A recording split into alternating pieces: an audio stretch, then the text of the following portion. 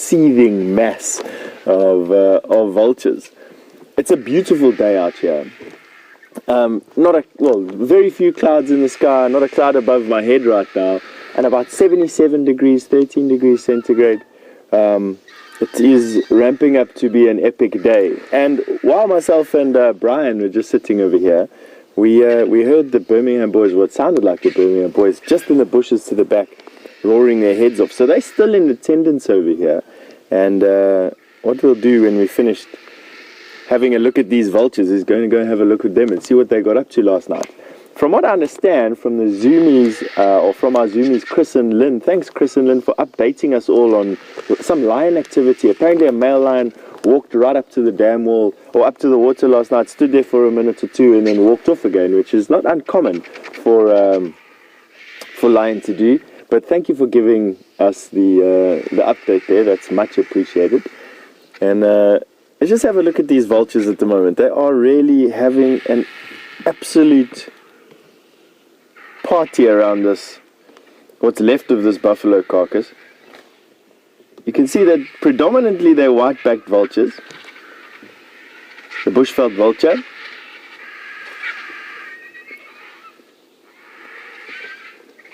Chasing one another, biting one another. I mean, it's just absolute chaos. As the meat starts to finish, the energy around the carcass will get even more intense, and literally they will finish almost every last scrap of meat that's there, leaving only the sinews and the meat between the bones for the hooded vultures to come and take care of. Look at that big guy there, wings open, standing on top of his carcass.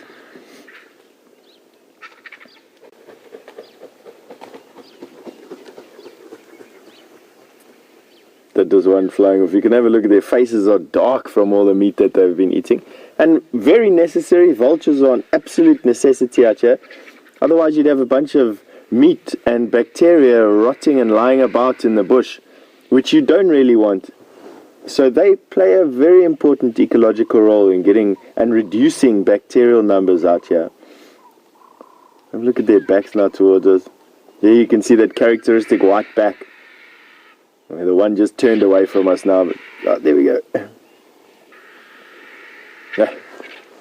It's all like I'm the king of the castle. It's a big game that they're playing at the moment.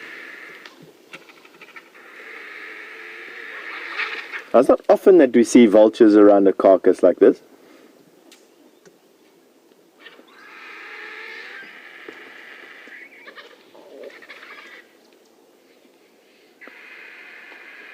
But if you have any questions, they're not going to be eating for too much longer. I don't see too much meat left on that kill, actually. But if you want to send us some questions that we can try and answer while we're watching them, you're welcome to use the hashtag Safari Live on Twitter, or you could send an email through to questions@wildearth.tv. And we'll try our best between Tara and Jess in final control, and myself and Brian out here, and Jamie and Andrew to try and answer them as quickly as well we can, I suppose.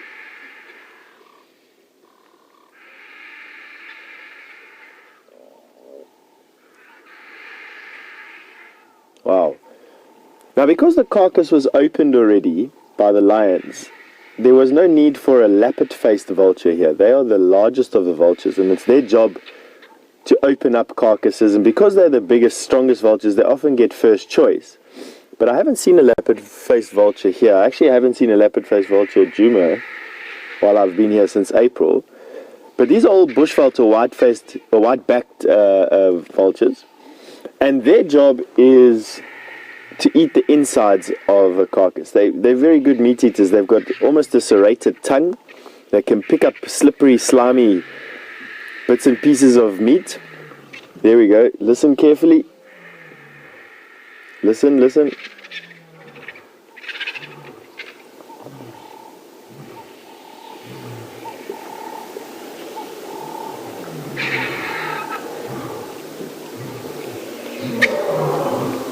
We've got the 5 Birmingham Boys roaring.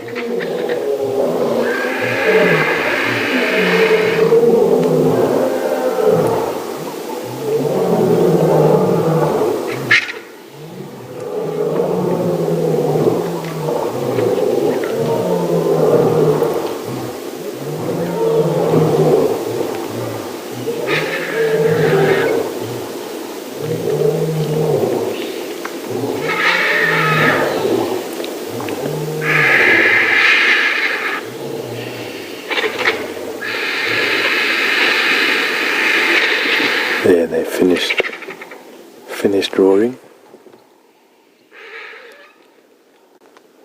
I hope that you heard that. That was epic. Nice, huge coalition of males roaring their defiance at whatever else is around over here. I haven't heard an answering roar yet. In fact, the only thing to answer is a hyena. Wow.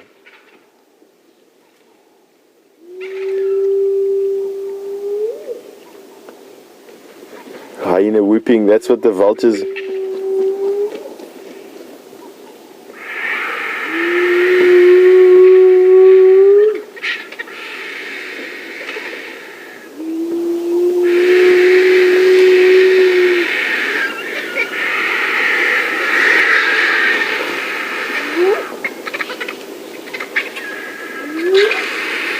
So we've got a few hyena whooping around us, just one giving a big whoop now. And it was answered by a smaller one, just two hyena, answering the lion's challenge. Nothing else has answered their challenge. I wonder what has happened to those Matimba males. Here we've got a vulture coming into the melee carrying a mouthful of grass. I don't know if he's using it as a peace offering. How bizarre is that?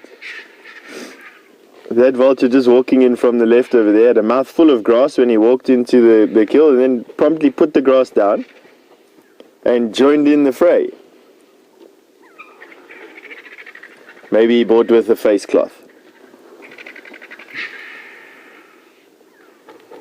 As you can see, the frenzy around the carcass is starting to die down.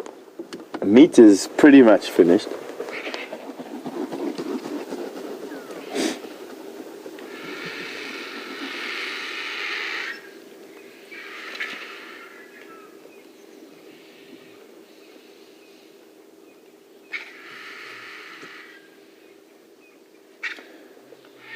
So X-Ranga in Hobart, Tasmania asked a very good question here. If a predator had to come and run into this kill, would the vultures, would they not be able to fly away? Would they not be able to get away because of their full bellies, or because of the fact that the bush looks so thick? You know, the vultures are fairly aware of their surroundings. They flew into the trees when we arrived here, and we were probably about 100 yards, 100 meters away from them when we got in. And they flew into the trees, saw we weren't a threat, and then descended again. And you know, the dozens of times that I've seen vultures on kills, I've never really ever seen one be caught by anything. I have seen pictures of it though, but I haven't seen anything. I haven't seen a vulture caught by anything. You do sometimes find a hyena, jackal, and lion moving in on them if they are a little bit too bold around the carcass, but for the most part, by the time vultures move in, the kills are usually finished for the predators.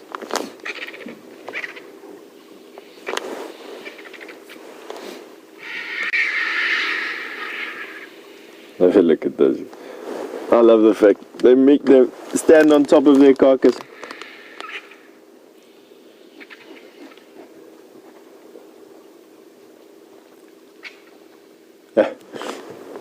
I just heard that Edward says that the challenge has been accepted, that the lions laid down. The hyenas have said that they also part of this environment. Ooh, there we go.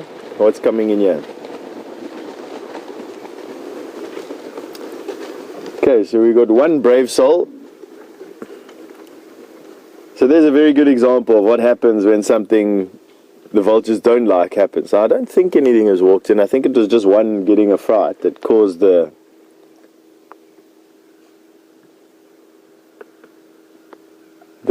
general panic.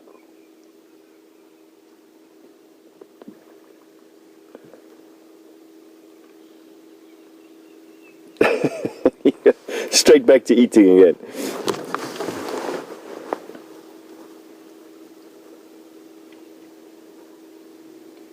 I've got some soft contact calls happening from these lions lying just off of this carcass. I think now would be a pretty good time for us to go and see if we can find these male lions. It sounds like the one is moving away from us, just getting these very soft contact calls.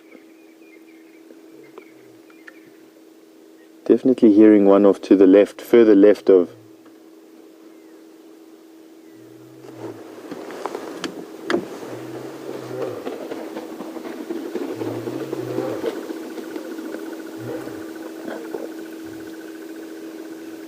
Lynn's asked a nice question.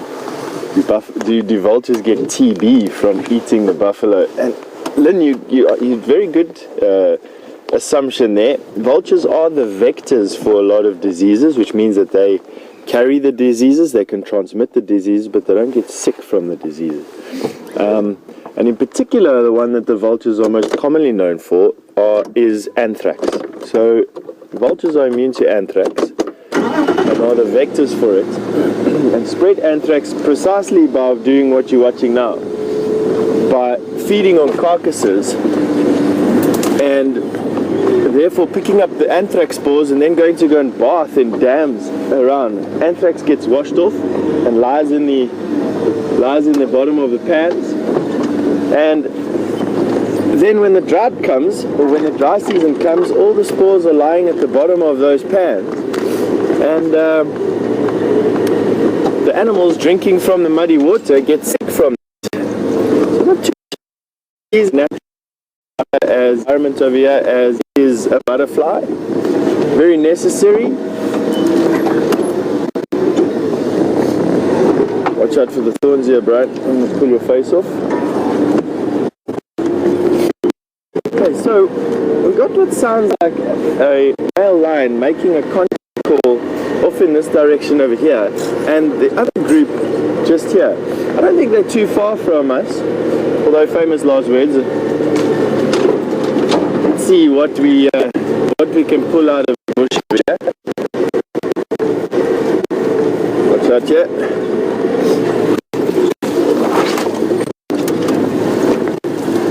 Okay. Doing my best to try and camouflage Brian.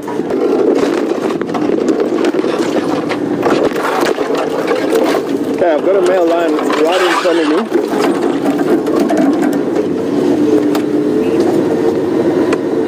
Sorry about that, it was just us getting through that thick bush. Here we've got this male lion right here.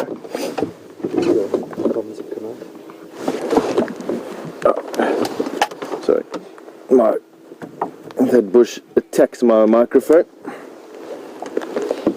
He looks like he wants to go back to the kill.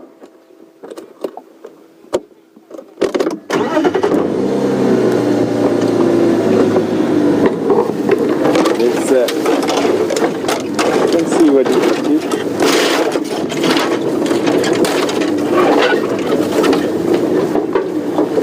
There's not much meat left on that carcass. In actual fact, there's nothing left on that carcass. So I doubt he'll stick around for too long. Let's just get through this thick bush over here and see him sniffing around. Turn around over here so we can get a better look at him.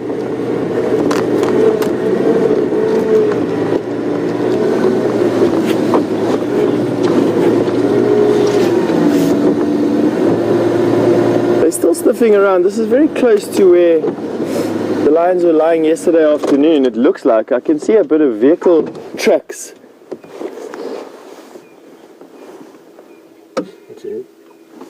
Sorry, Mom. My shiny bald spot getting in your way again. So these male lions definitely look like they still got their blood up. Oh, they're in such good condition. They really are. He's an enormous bodied lion.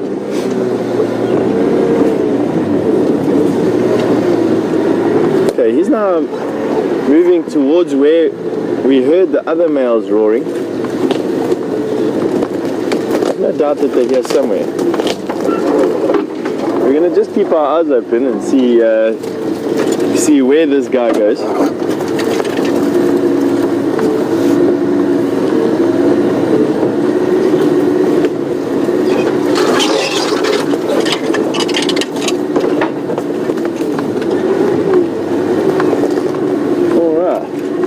Game part, definitely got some smell in his nose. He's just off to our right hand side now. I'm going to see if I can get in front of him. The bush is a little bit thick where we are now. is about where I would imagine the other lions were roaring from, not too far from where we are right now.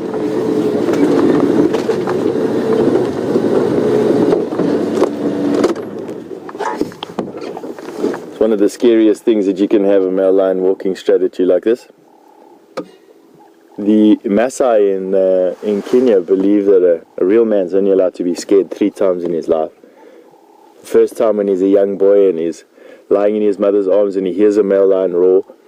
The second time when he sees the lion's footprints in the dust around the cattle that he's looking after. And the third time when he stands down a charge of a full-grown male lion with nothing but his spear in his hand. And if he survives that, there's nothing to be scared of in this world. And I must be honest, I think there's merit in that saying.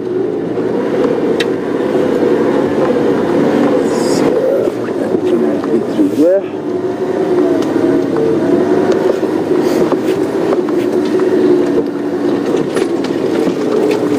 I don't quite know what he is busy smelling around. You might find that this is the 4th or the 5th member of the coalition that's now just looking for his brothers.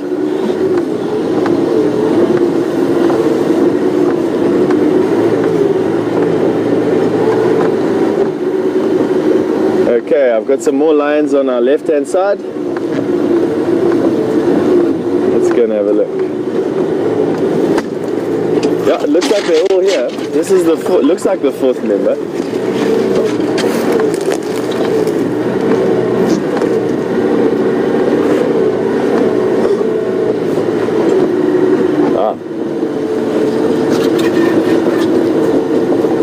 Blair has made a mention that this is Blondie, one of the Birmingham Boys that was named in November last year. Thank you, Blair. Nice big guy, I must be honest with you. We've got 4 male lions here with a 5th busy joining them. So the whole coalition is here. Just want to see what's going to happen to this one lion. Looks like he's giving him a bit of a stalk. We're just going to have to go around this bush here quickly. Let's go and do that.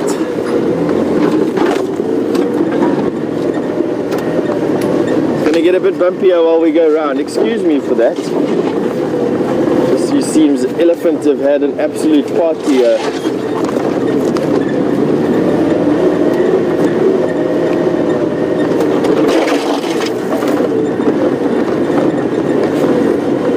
Find a suitable gap through the trees.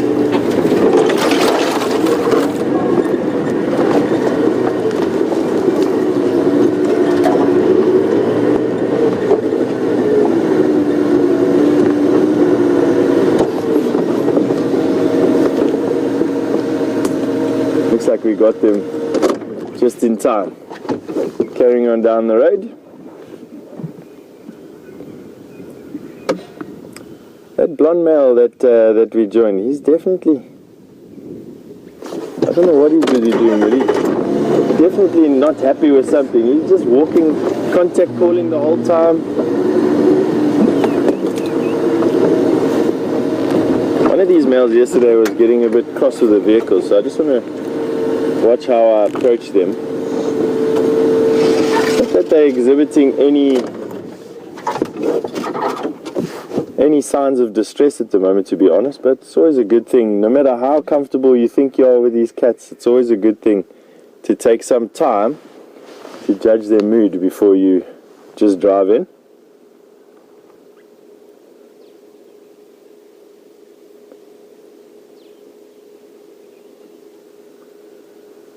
Magnificent.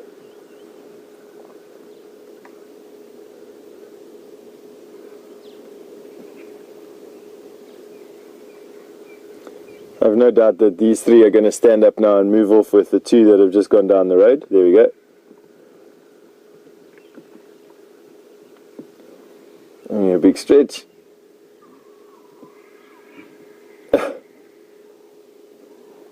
They're probably quite stiff after all the exertions from yesterday.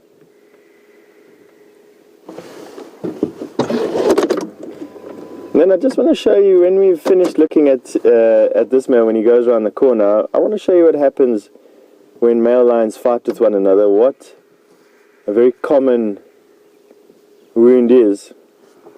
on the lumbar region of this male here on the left, you'll notice that he's got quite a prominent scar. That is very typical.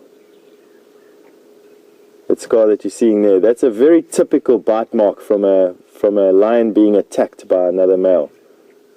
So he was at some point caught by another lion, and that is a tooth and a claw mark.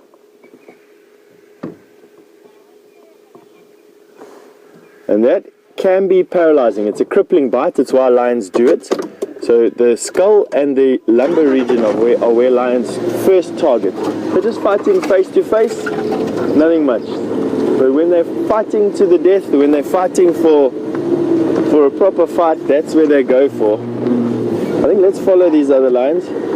If we're going to be hearing them roar again, I want to be with the bigger lions.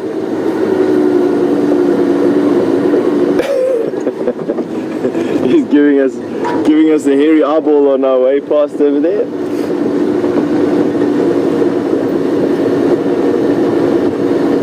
So these lions are now lying down here. Good. Let's hope they roar one more time. I would really, really love to have the chance to listen. I'm just going to try and squeeze past. Would you like me to sit there? Yeah.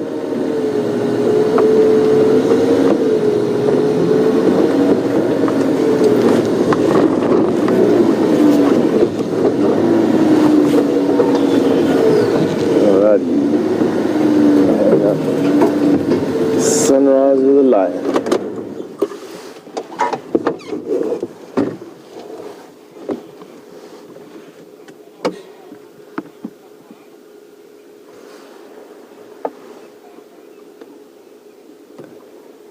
These seem to be the new kings on the block. Now if you just excuse me, I'm just going to be on the radio for a little bit to update everyone on the sighting.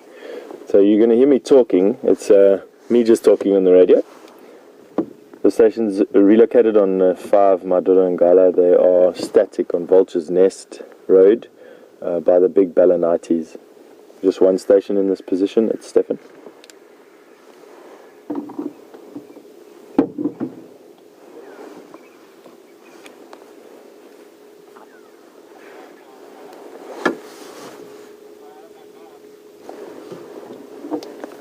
That's affirmative.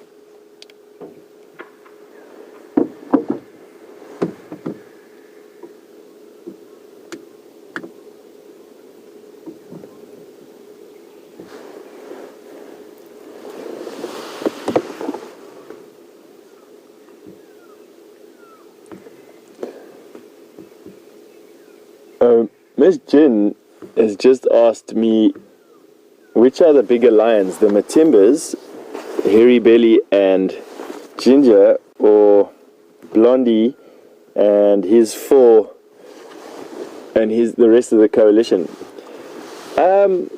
That's a good question. I would say that Ginger and Hairy Belly are the bigger lions.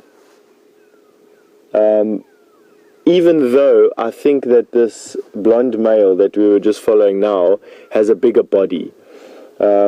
He's not as tall, not as rangy. I think they're probably weighing around about the same, give or take a few kilograms. That hairy-bellied male that is part of the Matimba coalition is an enormous male lion. He really is big.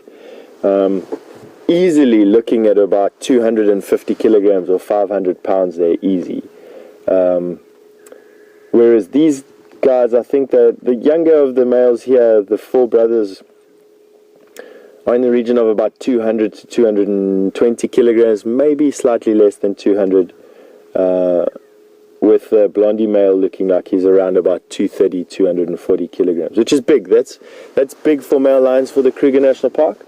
After having seen lots of male lions in the Kruger, I can honestly say that Hairy Belly is the hairiest, tallest male I've ever seen in the Kruger, with this blonde male that we've just been having a look at, uncommonly big. I've seen lions his size before, but he is uncommonly big in body. His mane is still quite small. As you can see, they've got a full fuzzy mane, but the long black hairs that are so prevalent in dominant male lions are are not visible at the moment. They will start to come in the next year or two. Keep an eye on these lions. For those of you that have taken screenshots in the last couple of days, bookmark them and correspond the photos this year to the photos next year if we're still lucky enough to see these guys, and you will notice a drastic change in their manes.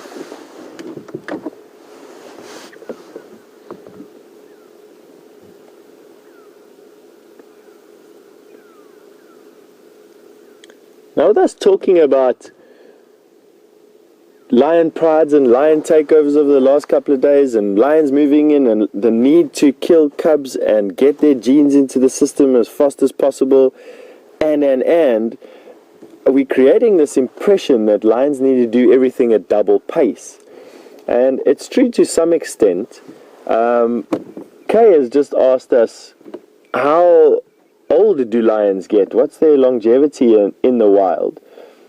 And Kay, the answer to that question is around about 9 to 12 years for a male, with the average being somewhere between there. The average is 9 to 12 years. I have seen males around about 12 to 13 years. I have seen male lions literally hold on to an area for a couple of months and then lose it. But it would seem that between 9 and 12 is the average lifespan of an adult male lion in the wild, with a female between 12 and 16 years. I think we've got some lions coming down the road behind us. Oh no. Well, yes. I woke up this morning with my neck a bit stiff, so turning left is a little bit of a challenge for me this morning.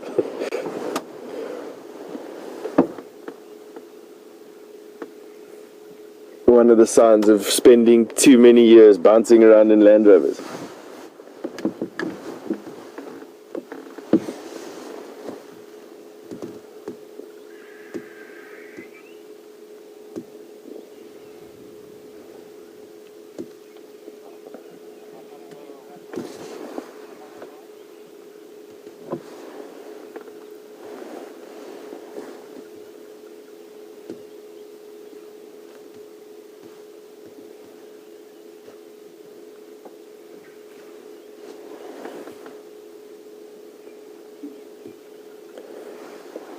Bree, good morning, Bree. You've asked a nice question here. Would a lion that's in a coalition have a different skill set to a lion that has to hold a territory on his own?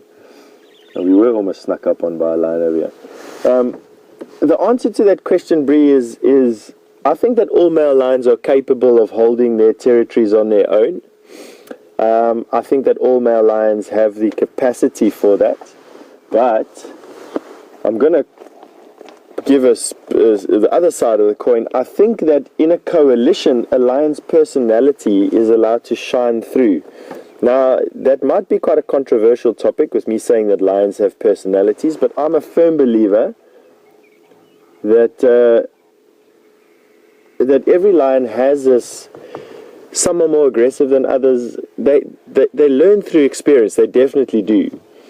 And in a coalition, that experience, that tempers, that character is allowed to shine through. So lions that are more active in mating, or more active in fighting, or at the front of the queue when it comes down to hunting, or whatever the case may be, they're allowed to shine in a coalition, which just makes the coalition stronger, in my opinion. However, like I said, I think that every single lion has the ability to hold a territory on their own, just through years of natural selection. You know, it's not lion numbers have been on the decrease for hundreds of years. You got things like drought, disease that play a part. I'm sure that if you go back in the history pages, even before man had an impact on lion numbers, you would have seen lion numbers fluctuate wildly between different types of climatic conditions and whatnot. And through all those challenges, this survivor gene has stayed part of them. They're really super cats.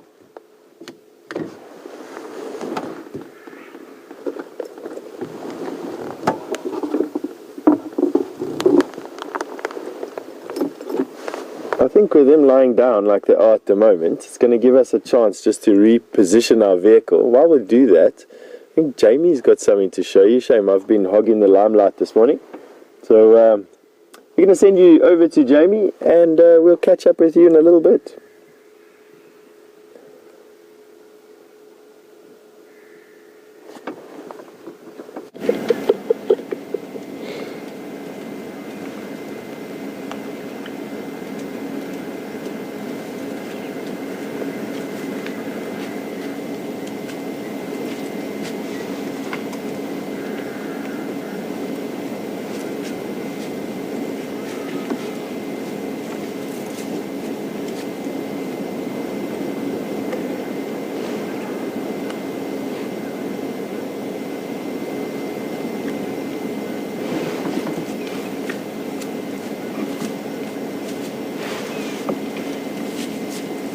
So guys, good morning and welcome to the Sunrise Safari. For those of you who don't know, my name is Jamie and I have Andrew, the aardvark, on camera with me. And in front of us we have Zeus, a very, very large, very distinctive male kudu with some spectacularly widespread horns. He really is quite beautiful. He's unfortunately tucked away in some fairly thick bush at the moment. But we did just have to stop for a regularly seen kudu character. So I hear that you've been having a fantastic time with Stef and those Birmingham boys, and we have had reports of the nkuhumas on a buffalo kill sometime last night around Gowrie Gate. So I've been trying to follow up here. Their tracks are up and down and all over the place, so I'm still just looping around to see what I can find. I'm not sure exactly whereabouts that buffalo kill is. There's tracks of that large buffalo herd everywhere as well. So I've just been driving along and then stopping to listen. Did a little bit of a walk, but no luck in one particular block. So we're going to keep searching, but I'm very, very impressed with the Nkuhuma pride. They've done very well considering the pressure and stress that they must be under, to have managed to kill another buffalo sometime last night.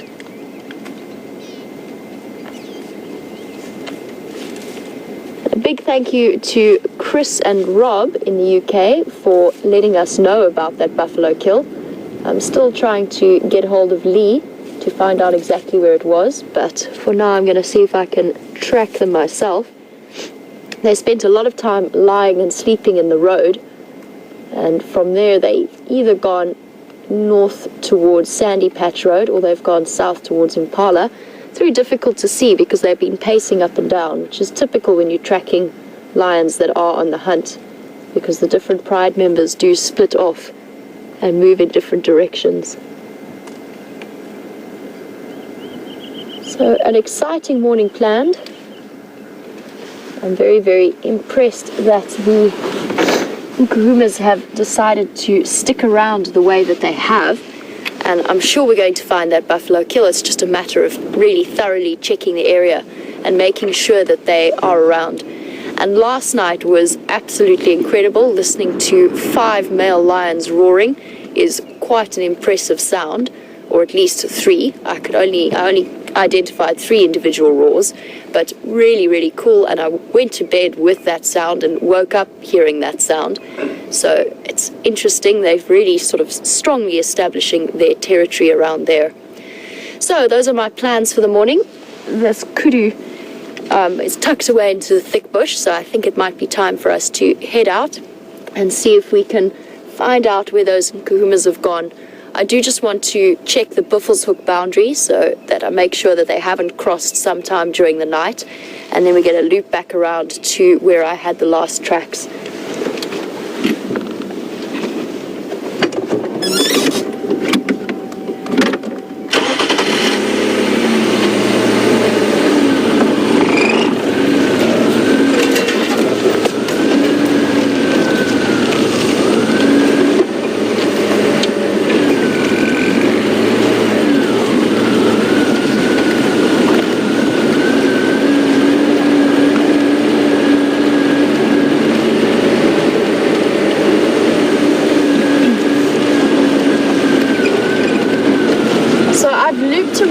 to the north here, so I'm fairly far from where I had the last Nkuruma tracks. I just wanted to make sure that they didn't pop out of a block somewhere, and that we don't spend the whole morning trying to track them when they are in fact in Buffelshoek. So I'm going to loop back around, and while I do, I am going to pass through quite a bad signal area. So I'm going to send you back across to Stef, who is with the Birmingham Boys, and I will continue with my tracking mission. As soon as I find a nice spot where I can show you how difficult the Nkumas have made life in terms of walking up, down and side to side, I will bring you back across to show you. But for now, enjoy the Birmingham Boys, and I will be back with you a little bit later.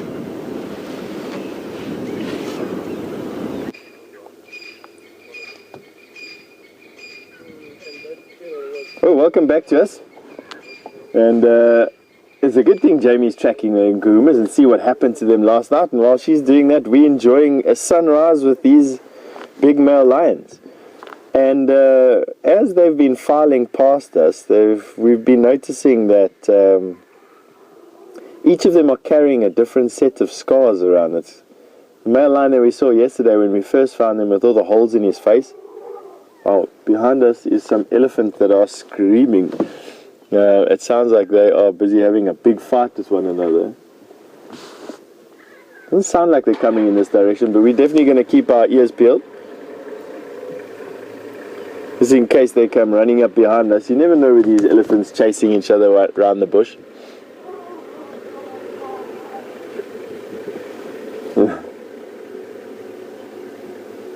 Have a look at that view there, sunrise. It's a really beautiful day today.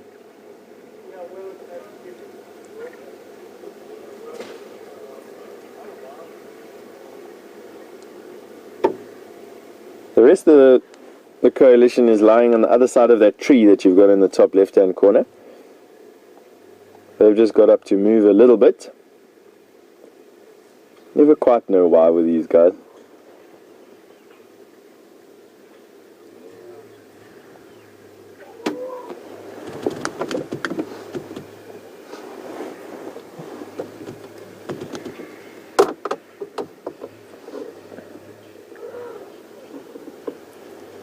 Dr. Debbie has asked, will these lions grow any taller, or is this how tall they're going to be? Dr. Debbie, I'd like to say that they are probably going to stay the same weight, but they will get a bit taller, and in so doing they will lose some of their bulkiness. That is something that I have seen with male lions before, is they get a little bit taller, but they lose their bulk as they get a bit older. They don't seem to deflate as such. I think they just grow into their bodies, really. At the moment, these guys are like wrestlers.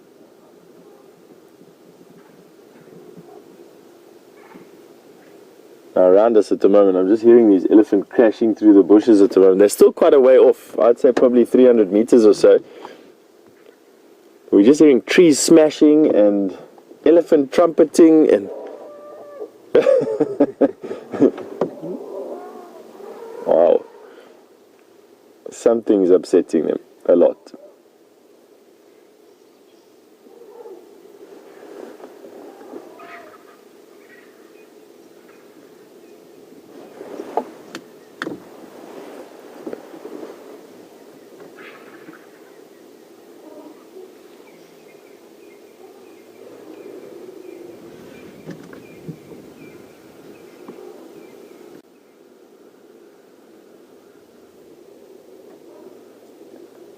So Vilma, I'll get to your question in a moment, but this male lions have just poked their head up. They're listening to something has happened. So it's not the elephant that they're listening to, which are trumpeting their heads off still, but something around their carcass. Maybe. Oh, here we go. What's happened?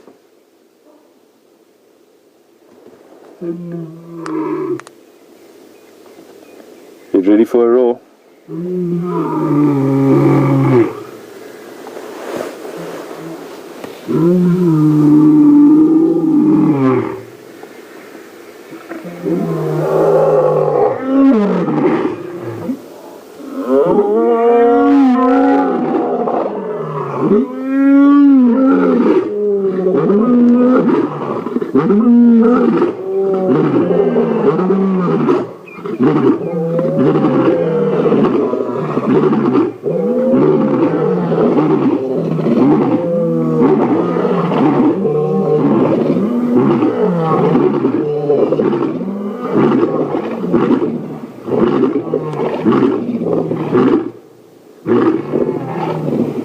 Well,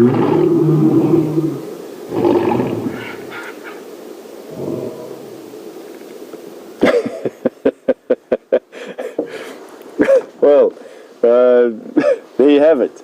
It's 5 male lions roaring like they're shaking the ground. That was insane. That was incredible. This whole car was shaking and doing its thing. Congratulations. I still think Hairy Belly roars better than what you do though. So, to come back to your question, Voma, what was your question? Let me just get that again. Please excuse me in the excitement of hearing the roaring.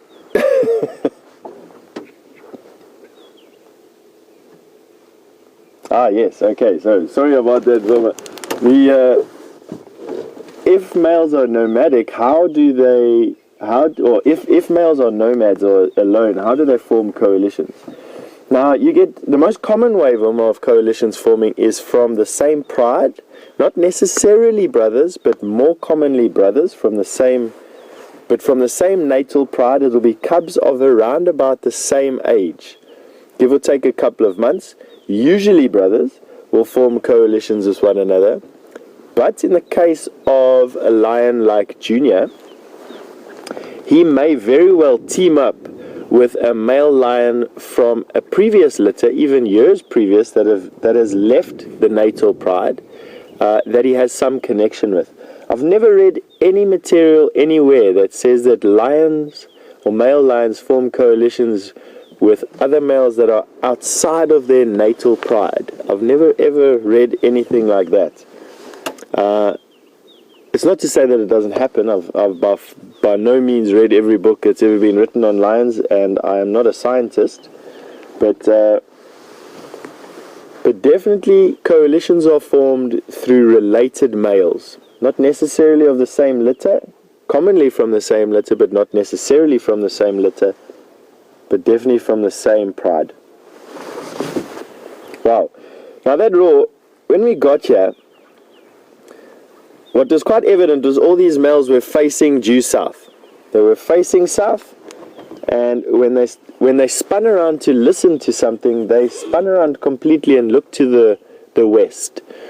Now, that says that they're either answering a challenge from other males in the west, which is quite possible. I mean, there's other lion prides in the west of the Sabi Sand.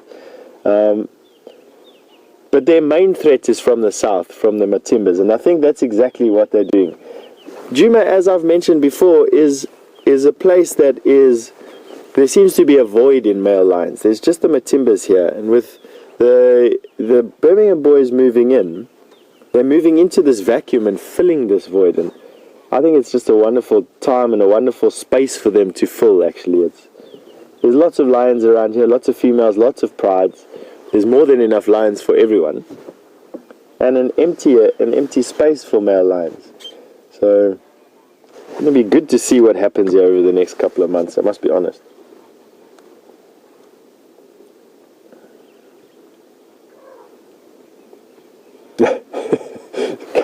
Kay's just sent through a message saying that a dog and a cat almost jumped out of their skin with those roars. Isn't it fantastic to see that domestic animals, even though they have never ever learned or heard a lion roar before, still react with instinct to the roar of a full-grown male lion?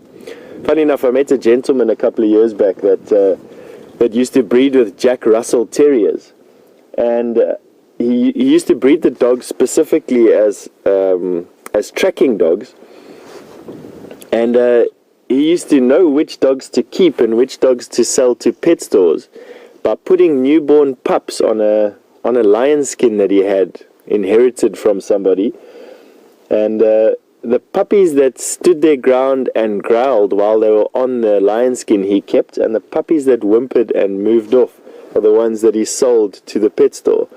And unorthodox and definitely a bit crude, but very effective way of breeding working dogs for the bush. I just thought it was a very interesting way of doing it, tapping directly into that instinct that we all carry, that lions seem to bring to the surface from time to time.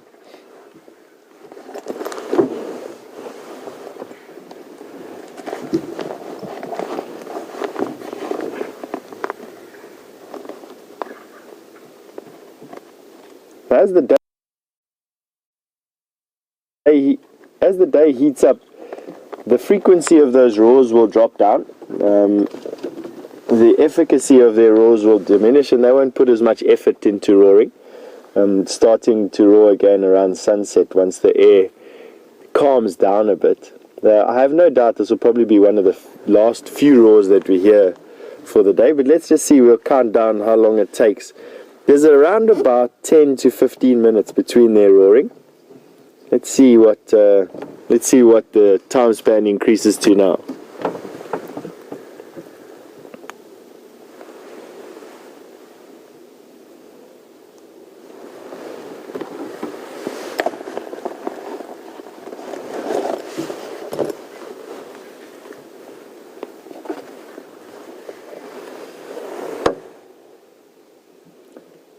I did actually notice one of these lions is quite a deep puncture wound above his one ear, and Karen in Oregon has just asked if we can potentially see it. And Karen, the lion that has moved behind those branches at the back is one of those lions have that hole above his ear. This one that we're looking at right now is in perfect condition. The one that is lying behind the bush that we can just see is in good condition. But I did definitely notice a scar there. I didn't have time to pick up my binos, so I couldn't tell you if it's a scratch mark or a puncture wound. But it definitely won't do anything to hamper him, I don't think. Lions are pretty resilient to being scratched and bitten. But we'll definitely, if we can get a chance to move around, we'll see if we can see what that is. During this these high energy takeovers, it's quite common for them to pick up wounds and scars. Some of them they carry for the rest of their lives. The last time I witnessed a five male coalition take over a pride was some years ago, probably in 2003 or 4. And one of the males actually had his eyeball ripped out of his head by a fight, and another male had his nose and skull partially crushed, and they carried those scars until they died as old male lions. The one-eyed male and a male with a skew face, and that was literally just fighting older males. Also a 5-male coalition taking over a 2-male coalition, and also in the Sabi Sands, funnily enough, albeit a bit further south of here. Oh, he's beautiful. Have a look at those eyes. Oh, here we go. So much for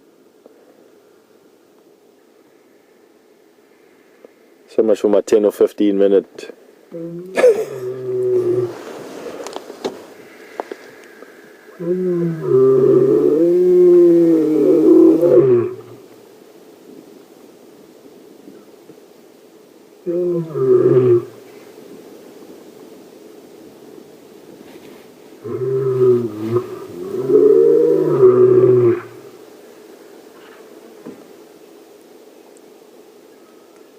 Come on.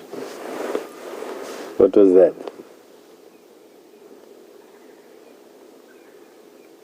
He wants to roar.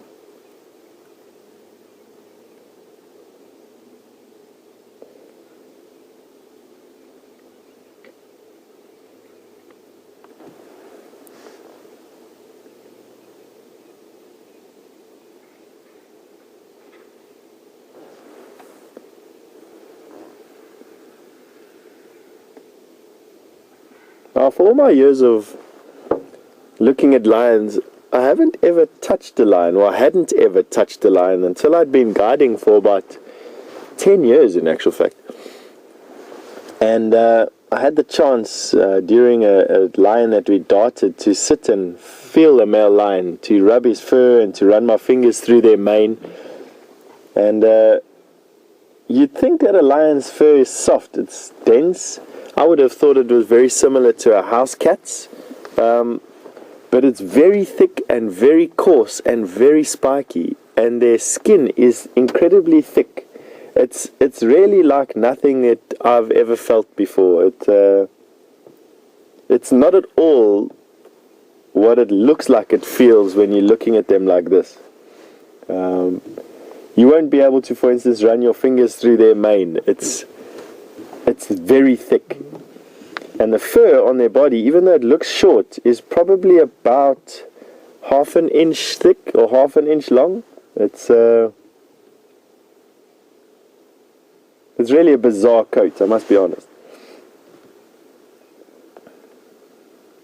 Here you can quite clearly see a scar, a scratch mark on top of his face. It's probably from a feeding ruckus with his 4 brothers.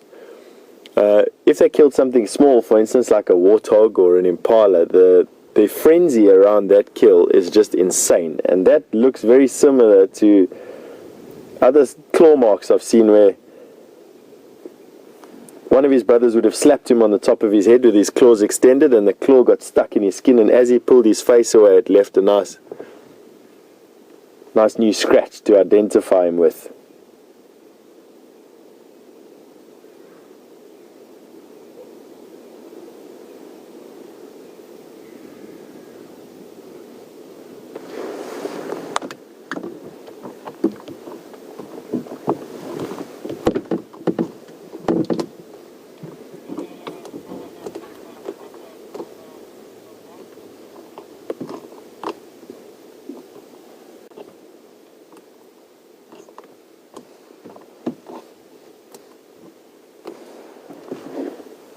So Lynn would like to know, why do lions always seem to sleep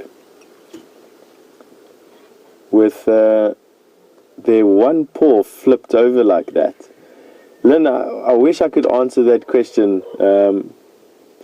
I do see it. I have noticed it almost every single time that lions sleep. I've also noticed it on my house cat, that they have the most bizarrely flexible poses that they like to sleep in, and I think it's just comfortable. It's a similar thing to how you sit perhaps with your legs curled up underneath you to the left or to the right or folded across. It's just a preferential thing, I think.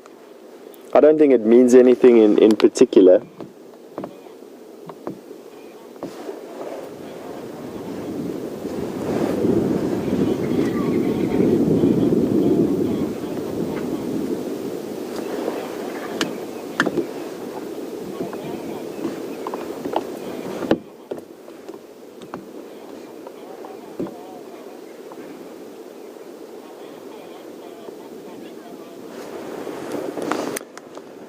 Risa wanted to know, with us looking at this lion, if it's not a challenge if we look a lion directly in the eye. And Risa, yes, absolutely, I would say that it's a challenge, but not from where we are in the vehicle. Us looking at a lion, plus the headlights of the car, plus the camera lens, it's all a bit disjointed. And I don't think we pose that much of a threat. I do see if we drive straight at cats, it can sometimes be a little bit of a challenge. But definitely when you're on foot, absolutely when you're on foot, if you break eye contact with the lion, quite often they charge those 2 or 3 steps closer. So it's definitely important that you maintain eye contact with the lion in the bush, absolutely. And that's definitely just a challenging thing. You staring that lion down, most anything else in the bush will turn around and run away. But if you can force yourself not to and stare that lion down, it is intimidating for them. And really the only way to get out of there safely. But I'm quickly just going to be on the radio again. I'm hearing that there's some of our colleagues wanting to get in here, and I've had it turned down. So excuse me for 2 seconds. The station's just an update. The 5 Madura and Gala are still stationary on the Vulture's Nest and Glela with at the Balanites. There's just myself in this position. I'm presenting at the moment. You're welcome to make your way in if you'd like.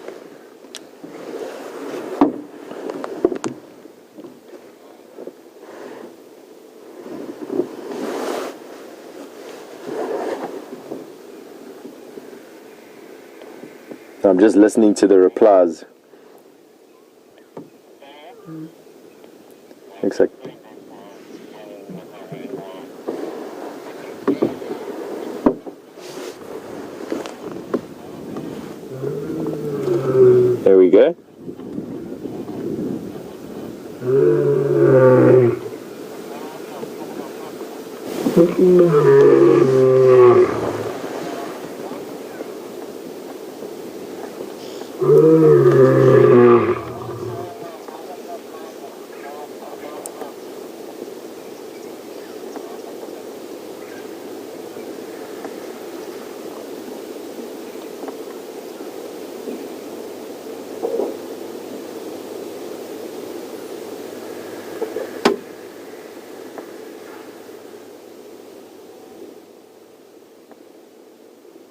These half-hearted attempts at roaring, I don't know what he's busy doing. I'm not sure what he's up to at the moment. Starts a roar, brothers don't join in, realizes it's not worth the effort, and carries on with his day.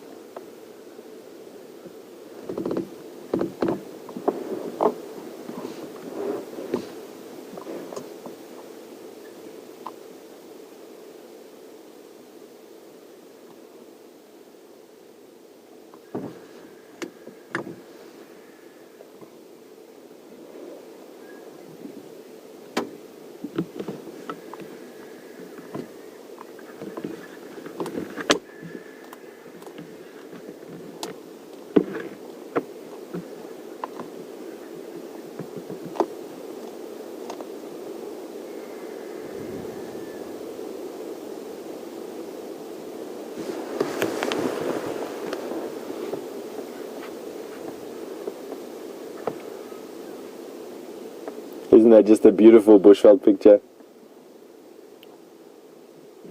Lion, sunrise, sky. We've got some vultures crying over our shoulder, squabbling over the remains of that carcass. Got elephants trumpeting in the bush off to our left-hand side, not too far away.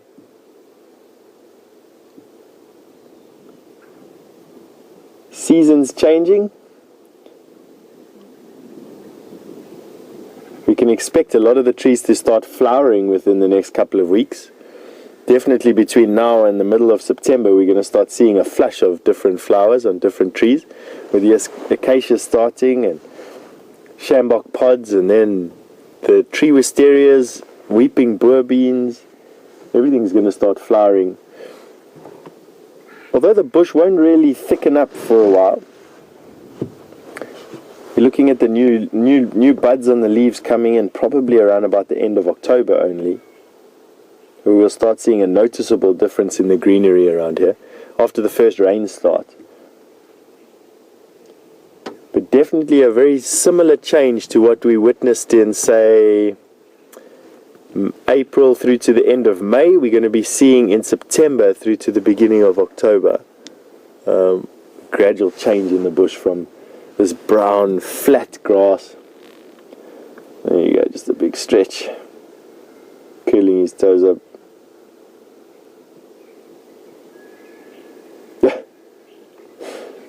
Look at that fat belly. Got some buffalo in it.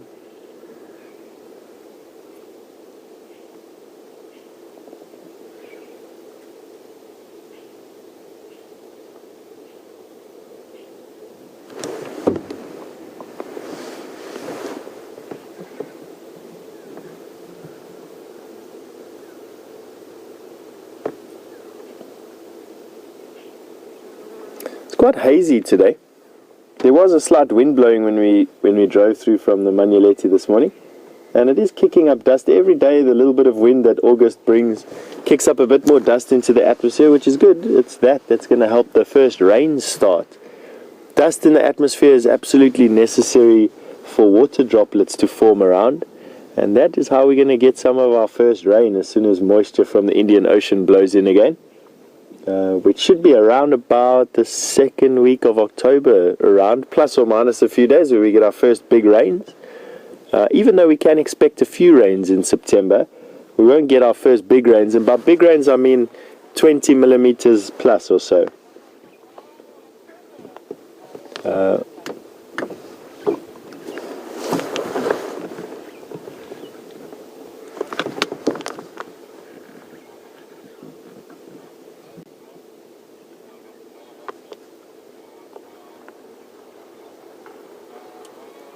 referring to my comments a little bit earlier on how lion fur feels, Tina has commented, what does the black fur feel like on the back of a male lion's ear, on the back of a lion's ear? It looks so soft. Tina, it's pretty much the same hair all over the lion. It's probably about half an inch long, and quite sharp. The hair, if you rub their coat against the grain, it actually pricks you. Whereas if you run it with the grain, it almost feels oiled. It's like a very thick fur. And their ears are very similar to that. Their ears are softer than the rest of their body, similar to the fur on their bellies. That white fur on their bellies is also quite soft, and on the inside of their legs is quite soft. But definitely not house cat soft. It's very coarse, thick, sharp hair, hard hair.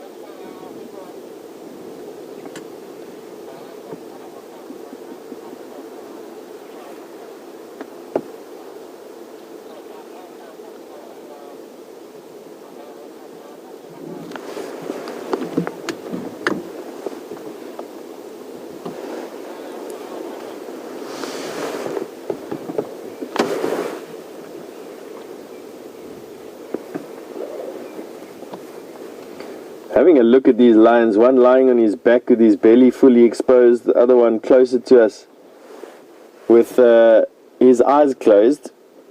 You could well imagine that these guys are we're flies on a tree here. We're not even sitting in a vehicle with a big camera pointing at them from 10 feet away. And we've just been asked on Twitter whether or not these lions are about as habituated as what the Matimbas are.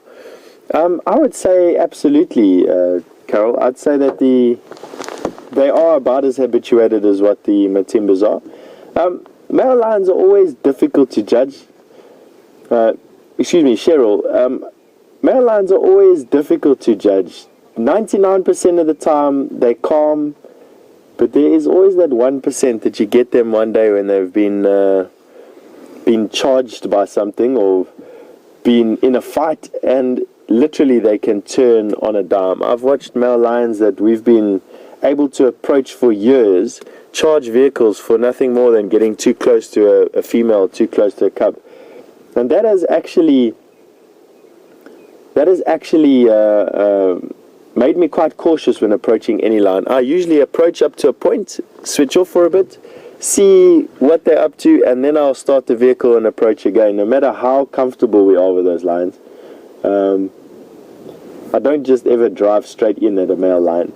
They can be quite temperamental.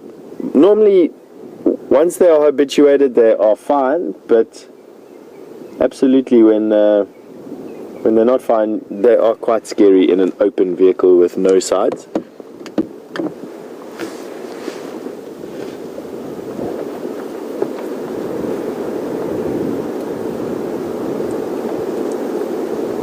And I suppose a burning question in everybody's minds at the moment is what has happened to the little lion cub carcass? And Heather was the first to ask the question this morning. Good morning, Heather. That's a good question. I don't actually know. I was expecting, as we found the big male this morning, for him to be sniffing in the bushes around there for what was left. He didn't pull anything out of the bush. I can only presume that either vultures, hyena, or these lions ate that little carcass. That is the only realistic outcome that we can think of at the moment. To say that they ate it, I'm not too sure. To say that vultures ate it, possibility. While they were drinking, hyena might have come in. There were hyena calling around that carcass this morning, so definitely all feasible. Yeah, I'm fine.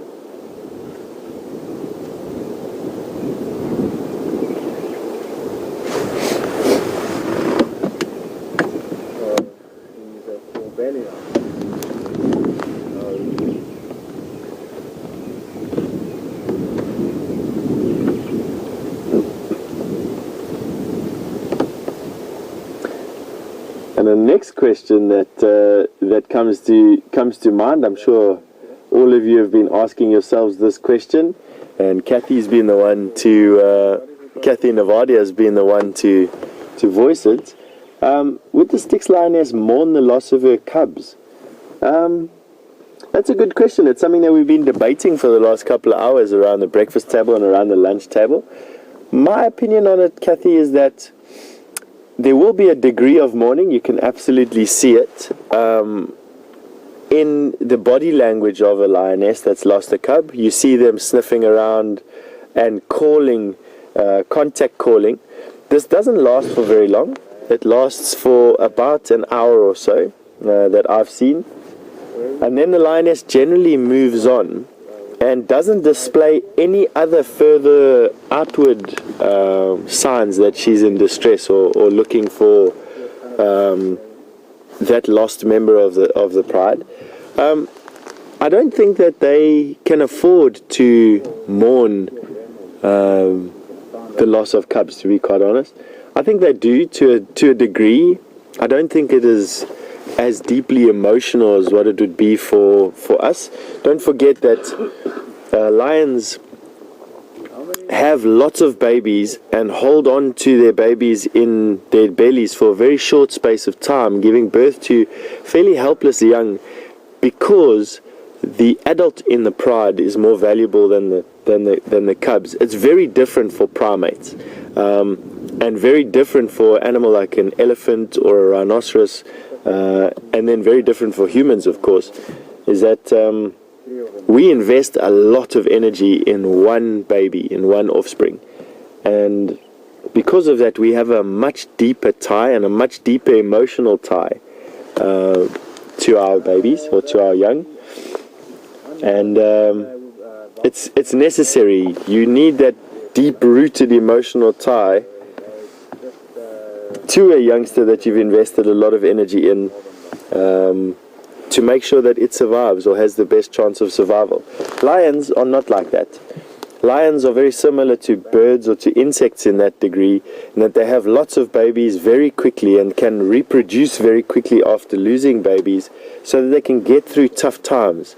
And this is just one of those tough times. Male lions taking over a coalition is a tough time. It is a difficult time for pride members.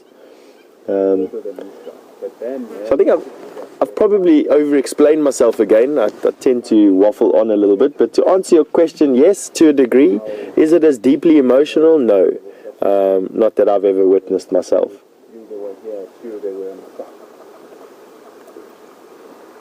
That is how they're going to be next to the since these areas was dominated by these female and males, had a lot of females around. That female we saw in the buffalo down there, they're dominated by that sheep. Far south, there is the Styx pride, which is already dominated by those females, which is some of the cubs you know you said that were good.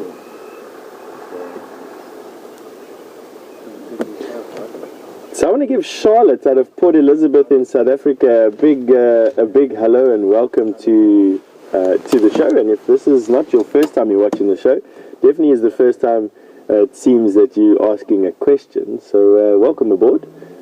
And you want to know, is there a dominant member of this particular coalition, and would he dictate the movements of the coalition? It all depends on what they're doing at the moment, in my experience, Charlotte. In my experience, there'll be one lion out of the coalition that is dominant in hunting, one that is dominant in mating, one that is dominant in protecting the pride, one that's dominant in fighting, and not necessarily always the same one. So depending on what activity they're doing, that male lion will be dominant in that event. Even though they can all share it.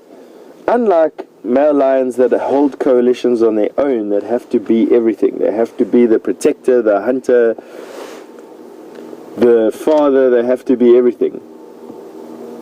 So definitely, depending on what they do, is there will be one male lion out of the 5 that'll be more, it seems to take the lead, I should say, be more, or show more leadership characteristics, be more dominant in that particular one. But using the word dominant is probably the wrong phrase, because it gives off the feeling that one male lion is better than another. All these 5 males are equally, they share equally the dominance of this pride. They're all equal members. One is definitely not more dominant than another. But I think it would be a good time to go through to Jamie and find out what she's been up to. I'm sure she's got an update for you on what those tracks of the Nkuhumas are doing. And while we enjoy the sunlight and the flies starting to bug me, we're going to send you across there. Enjoy it. See you in a bit.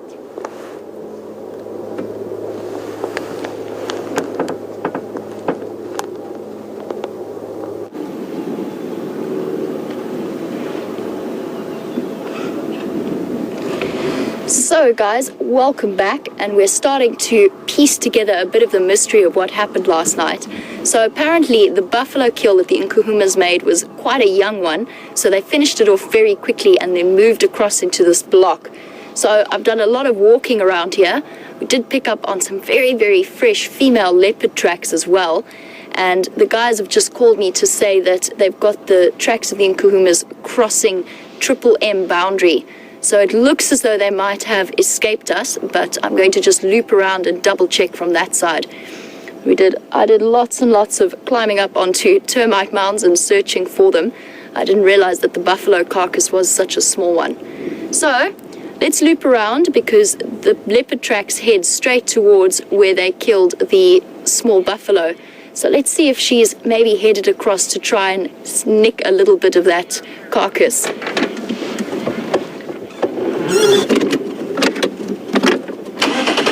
And it definitely seems, I'm just listening to my game drive channel, but it seems as though the Nkuhumas have crossed M across our boundaries. So it's time for us to move on to different things.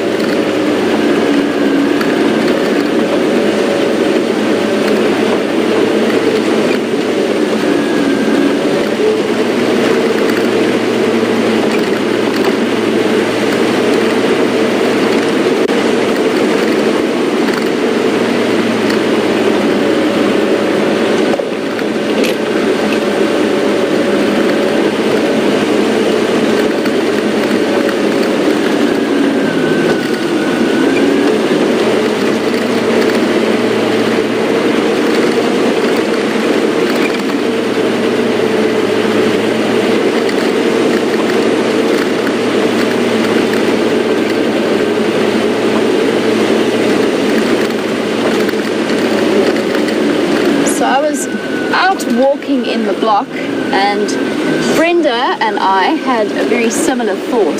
So Brenda was just wondering if it's not a little bit riskier to be doing bushwalks at a time when there is a pride takeover happening, just because those lions are a little bit more on edge. So Brenda was wondering what kind of precautions we take, what would we do if we let the Birmingham Boys on foot.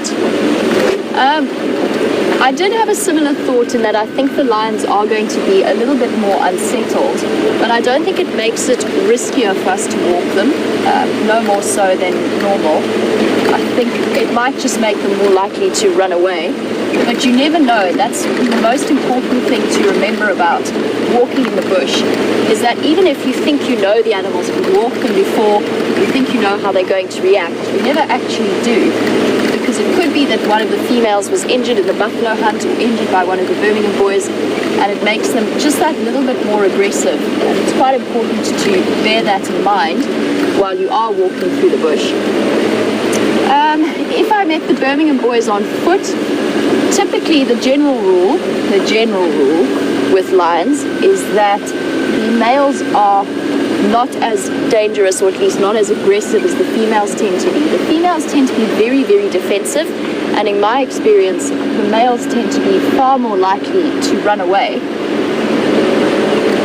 So I think with the Birmingham Boys, it's most important to remember the most important rule: you never, ever, ever run away from lions. You definitely can't outrun them, and you instantly inspire that chase instinct within them. So the typical scenario is you walk through the bush, you're tracking through the bush, and you encounter the lions and they start growling at you. You immediately stand your ground.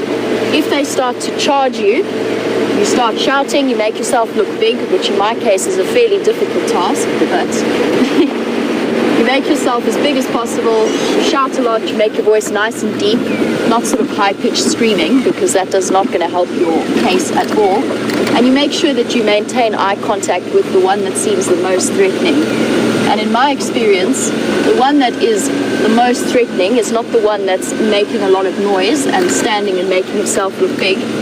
It's the one that's lying down with ears flat and tail lashing. And those are usually the ones that tend to do a sort of silent, quite scary charge.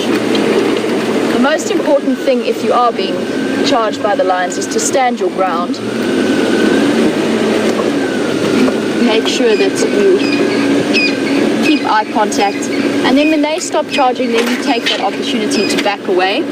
And what often happens when you are backing away is that inspires a sort of second charge because they feel like they're winning, and you've got to stop then. You don't keep backing away if they are charging you. And then you keep going like that until you have reached a safe distance away from them. So I think that there is a case to say that with the pride takeover, the lions are going to be a little bit more on edge. Whether that makes them more likely to charge or whether it makes them more likely to run away depends on the situation.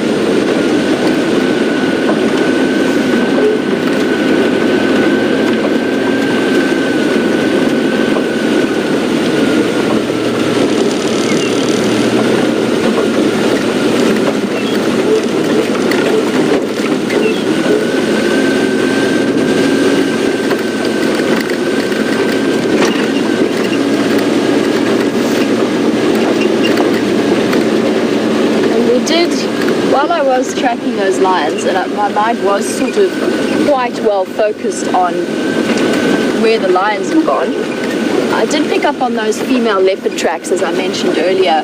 And it's amazing how when you're walking and you're focusing on one thing, it's very important to remember that there are other animals out there. I've done it before where I've been tracking lions and so busy looking for lions that I really walked into elephants. So it's important to keep that in mind.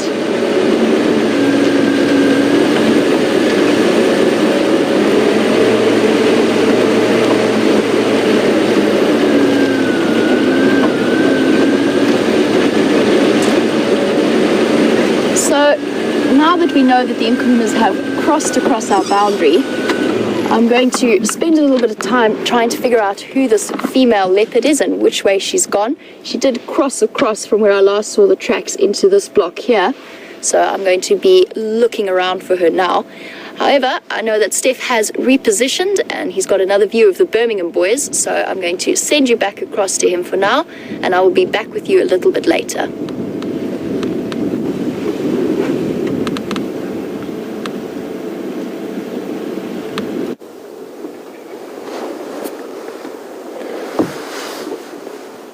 Welcome back to a sunlit cat.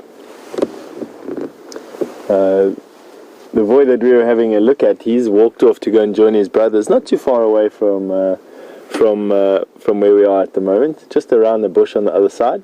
It looks like they've gone through to lie in a little clearing that might get some shade a bit later.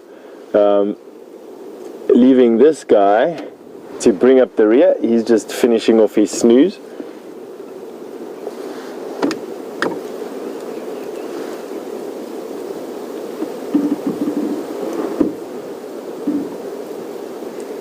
I hear that Jamie has found the tracks of the Nkuhumas crossing out of Djuma, which is unfortunate.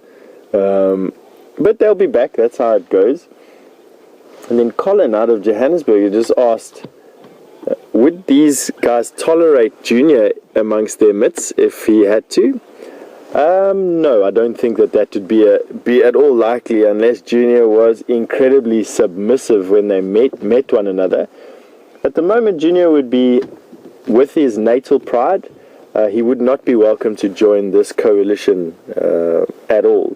And at the chance that they do meet one another, for him not to be attacked, which is a small possibility, he'd have to be very, very, very submissive. I've seen before when male lions about Junior's age have been taken on by a coalition, and the only way that male survived was literally by offering up his belly and his throat to the males that he met. They didn't attack him for whatever reason at that time, but I could expect a very similar sort of behavior from these guys in Junior. So them lying flat like this, I know Jamie was busy talking about all this lion activity around the reserve and how dangerous it is to walk through here now with all this activity. And absolutely, if you come walking through here and you don't see this male lion lying behind this bush, there's every chance that you could be almost on top of them before you see one another. And at that point, you may very well be within the fight or flight zone of these males. Generally speaking, male lions will always just get up and run away from you, to be honest. But it's not always the case. Sometimes they have got nowhere else to go, and then you have a bit of a standoff. Generally, though, here, things don't just want to jump up and kill you for no reason. We're quite scary things, human beings. And usually with just a little bit of a standoff where you let them know that you're not scared of them, even though inside you are. And I'm sure the feeling is reciprocated. Creating distance usually calms things down. So you backing off, maintaining eye contact until a safe distance away before putting a bush between yourself and that animal, and then going in a different direction usually diffuses the situation quite nicely. So, although dangerous and you have to know how to deal with the situation, you can usually get out of it without any injury to either party.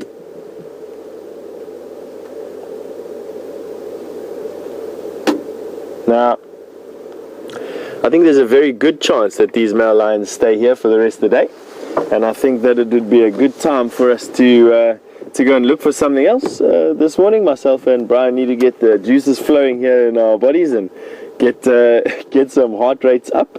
So I think it would be a good idea if we pulled out of this particular sighting and left them to their morning, relaxing in the sun and in the shade, and we'll see if we can catch up with them this afternoon or potentially a bit later on in the drive. But for now, let's head out and see what else we can find. Goodbye, big guy.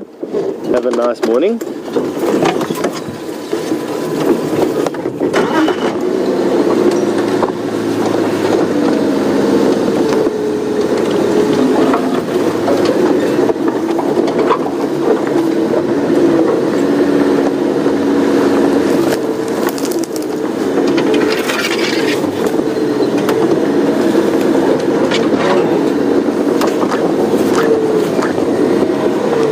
Going to be grabbing a stick from close by here on this weeping wattle, and I'm going to do that to mark the last position that we saw these guys in, just in case they move.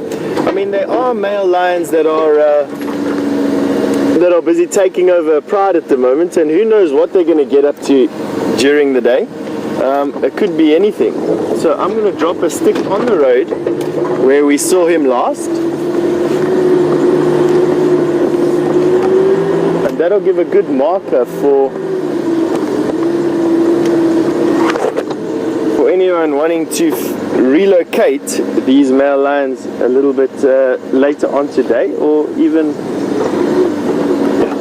have a look at. I'm going to see if I can show you this. It just proves my point about how camouflaged big male lions can be when you're walking in the bush. That's quite often all you see.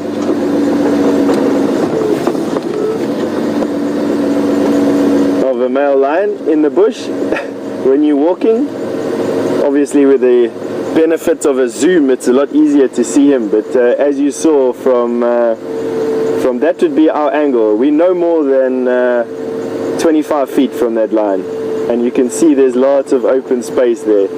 Definitely got to keep your eyes peeled in the bush. Anyway, I'll go with your message. Just on the radio, everybody, so if you hear me speaking to a third person, I don't, it's a good question. I need to go and find it, to be honest. We saw a lot of hyena tracks on Central Junction, cheetah cutline yesterday, and this morning we had vocalization south of the old den close to Philemon's pump.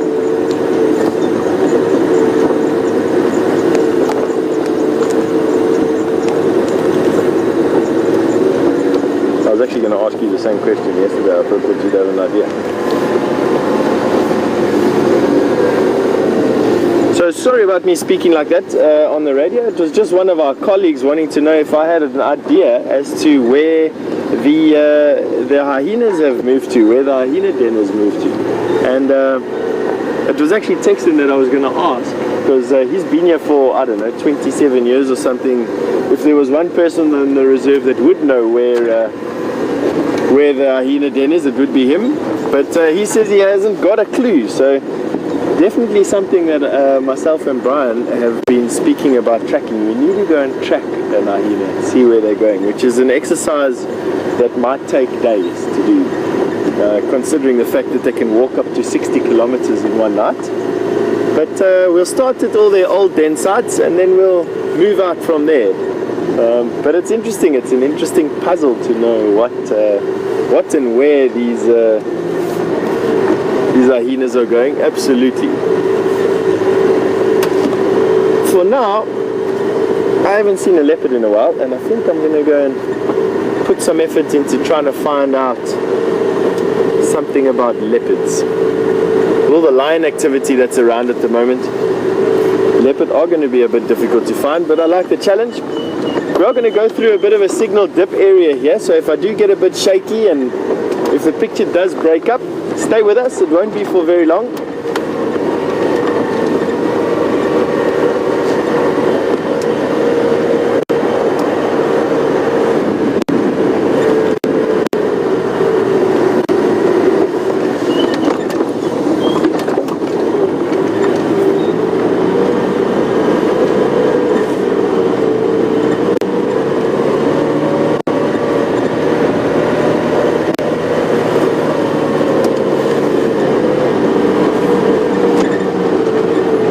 Some updates from a guest that came through the reserve.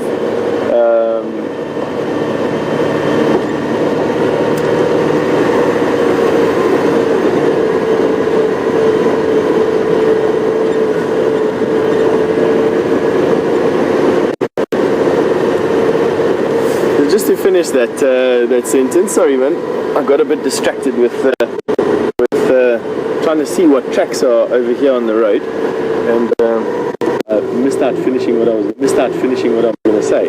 There's an access road here, and one of the guests that arrived late last night to one of the camps said that they saw two leopards crossing over the road in close to this area, and which moved into our part of the reserve, into Juma. Go and see where those two are first, and see which direction they're going in, and then see if we can put effort into finding them. I think it'll be a worthwhile exercise.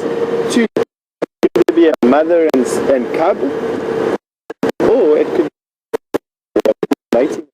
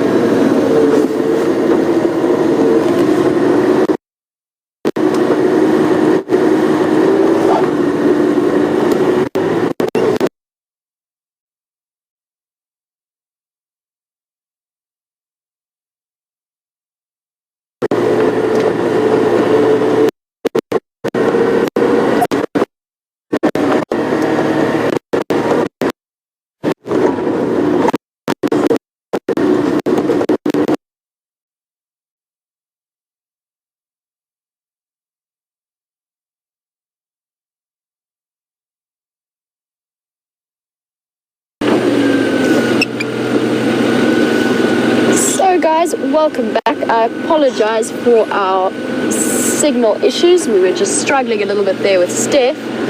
And I'm just back where I last saw those female leopard tracks heading straight towards the buffalo carcass that the Nkuhumas apparently finished off last night. So I just want to have a look, poke my nose into this block, see where she's gone. Tracks come off along here. A steep hill. We will fairly slowly.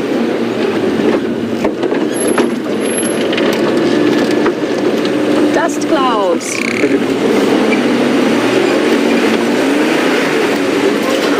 Up we go.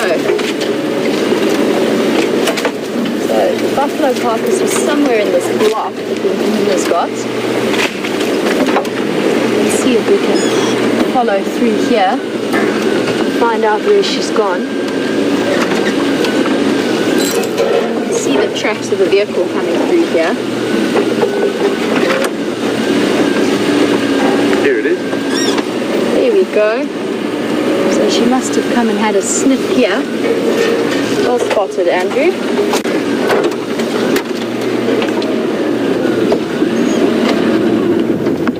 So there we go.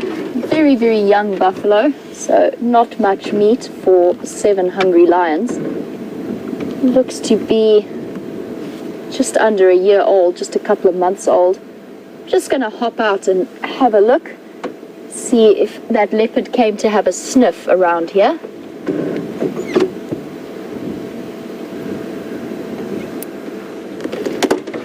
So the tracks of this leopard came straight towards the buffalo carcass, but I'm surprised they didn't stop to have a look and maybe have a bit of a snack. Maybe she did. See the lion tracks coming through.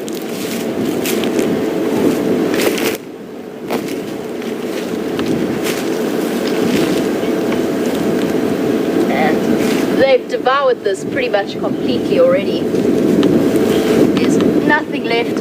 And obviously the Nkuhumas not too keen on sticking around close to the Birmingham Boys. They ate quickly and then moved on. And it looks as though our female leopard did come and have a look, had a sniff, maybe even had a nibble, but then moved on. And I think maybe we might be looking at Shadow's tracks. Looks to be about the right size. I'm sort of starting to get to know the leopard tracks and sort of how big they are. It's definitely a female. Very possibly Shadow's come through. She might have headed off, she's headed off sort of in this direction. She might have gone to fetch Sindile or just head across and check up on him. So we're going to leave this buffalo carcass. There's not much meat, although there's plenty left for scavenging hyenas. And let's see if we can loop around and see where she's gone. She did come and have a sniff. Her tracks come through on this game path and then carried on. So not too sure where she's gone. There's lots of lion tracks as well, which makes life a little bit confusing. But it looks like she goes off in that direction. So let's see if we can follow up on her. Pick my way through the monkey orange.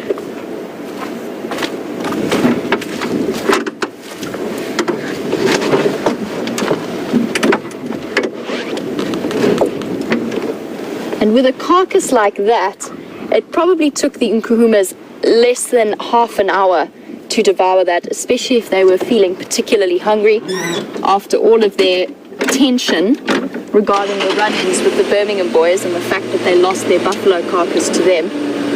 So they were probably finished and through that very, very quickly. And then the leopard came through shortly afterwards and had a bit of a sniff around. The tracks are on top of all of their tracks.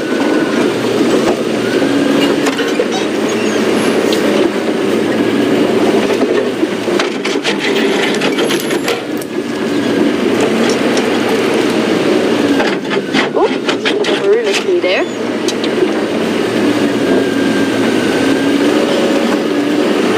Now we've got to make our way back down that little hill that we climbed up.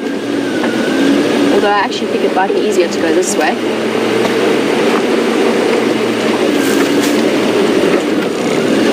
Slightly less of a dip.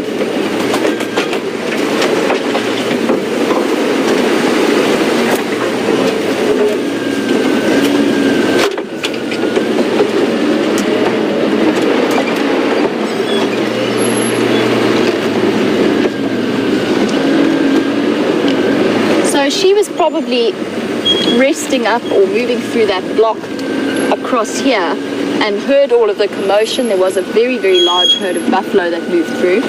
She probably heard the kill and waited until the Nkuhumas were finished up and she knew that they'd moved off, and then came to investigate what was happening. Unfortunately, she probably discovered that there was not much meat left there.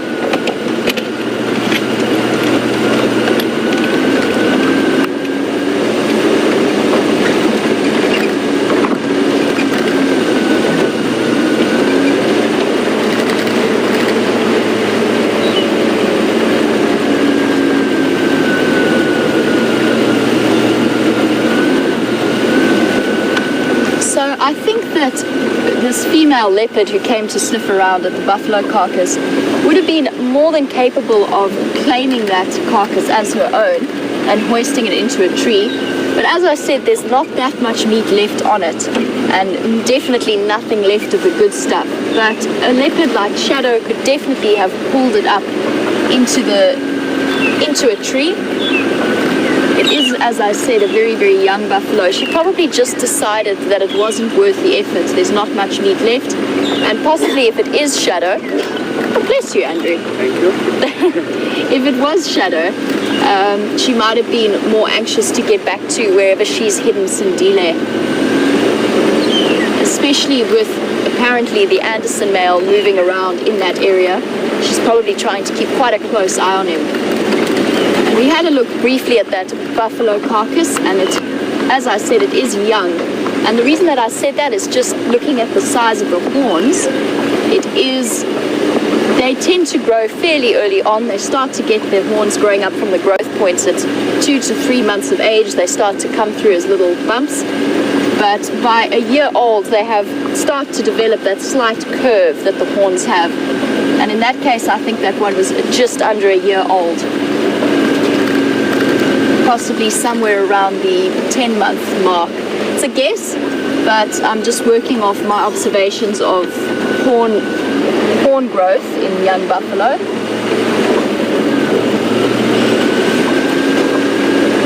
And for a leopard to take down a buffalo is not unheard of, but they typically will be very, very cautious, especially with breeding herds. Breeding herds can be exceptionally dangerous enemies to take on. And it's one thing if you are a 100 to 200 kilogram lion, but a slightly smaller leopard faced with a buffalo herd, and buffalo are known to very, very firmly defend their young. So although some of the larger male leopards have been known to sort of catch the calves on the outskirts of a herd, it is a very risky business for a leopard, and typically they'll tend to avoid it. And that makes absolute sense. For a big pride of lions, it's worth the risk because you've got lots and lots of mouths to feed, and they are large animals that have very high energy requirements. So it's worth the risk of taking down a buffalo, especially when you've got, as the Nkuhumas have got, a nice big young male like Junior to help you take them down. But for leopards, it makes far more sense for them to target slightly smaller prey that is less dangerous, because it's only one mouth, or possibly 2 or 3 if the female has cubs. It's only a couple of mouths to feed, and you don't, in this kind of environment, want to risk any sort of injury to yourself or to your cubs. So generally, leopards tend to target smaller prey. The females will go for the small animals, typically steenbok and duiker, and the larger males will then start aiming for things like kudu. But even a big kudu is quite a risk for a male leopard. It has to be a very big male leopard, sort of the size of one of our big males like Tingana, the Anderson male, or Mbula, to really ensure that they are safe.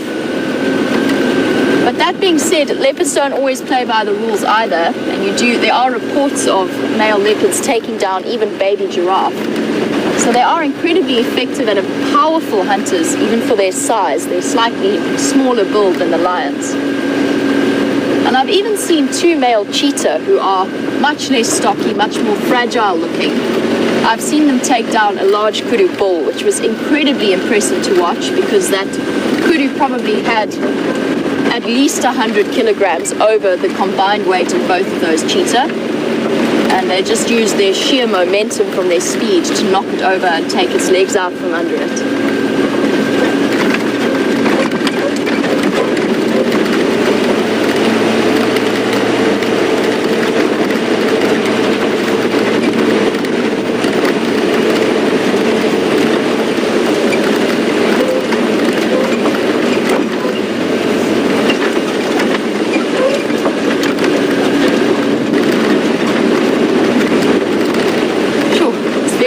Windy today. Perfect hunting weather for all of the predators.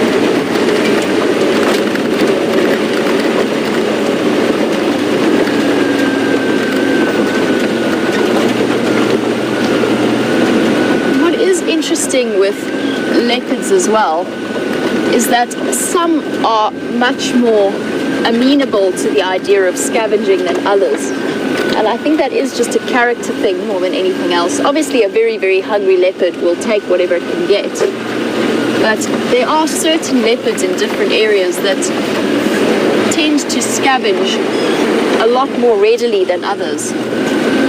Whereas something like a cheetah will almost never scavenge an old kill. They typically want fresh meat, they'll eat their kill, they won't even stay by it for longer than a day. And that's partly an adaptation to being much smaller than most of the other predators in this area. So they need to feed and then get out of the area so that they're not in any danger.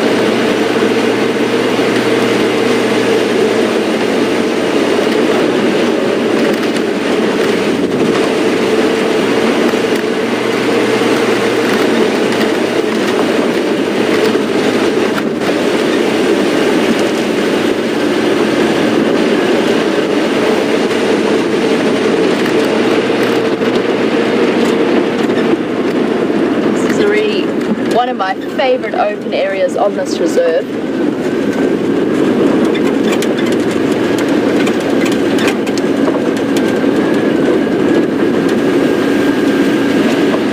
It's nice to see these big natural clearings, and this is perfect hunting ground for something like a cheetah. It's just that right balance of cover so they can sneak up on their prey, and then open spaces so that they can get up to their top speed.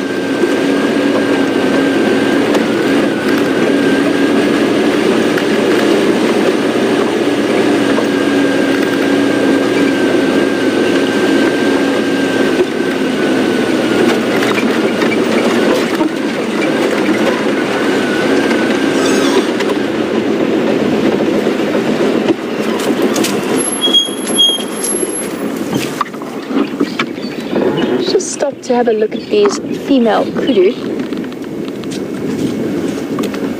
The one got a little bit of a fright as we came in, but this other female is quite relaxed.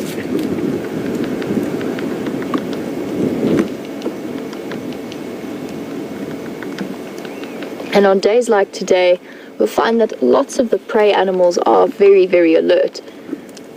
This one seems quite comfortable. She's just nibbling on some bush willow. And kudu are typically almost entirely browsing based, but I have seen them eat grass before, which goes to show you should never ever put on a general rule for any animal.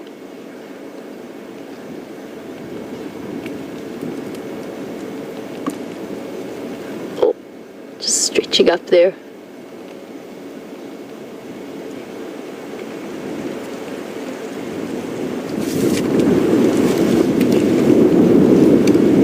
And what we'll see with all of the prey species at the moment, we've got some others moving in across to the left, but they're all going to be feeding straight into the wind. So they will move into the wind, and that's partly because they want to make sure that they smell any incoming threats, and they move into it so they hear or smell. Otherwise they're going to get caught very much by surprise if they feed against the wind, because then something can sneak up on them from the front. But also because of the tannins that are released by the plants as part of a defense mechanism. So when plants are fed on, they release these tannin-like molecules that actually make the leaves taste rather unpleasant. And not only does the tree that's being fed on release it, but it will blow across and stimulate the production in other plants as well. So they feed into the wind to make sure that the other tannins aren't affecting the trees that they are going to go and feed on. I have counted 7 crossing. This is now the 8th. And you can see how very much on alert they all are. They are feeling pretty skittish, which is common on windy days like this.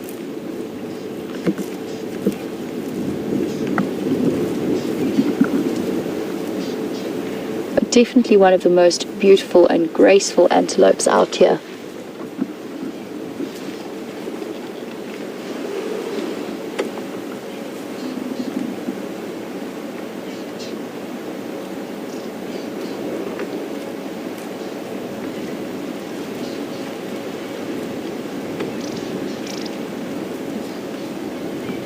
And those long legs are unbelievably powerful.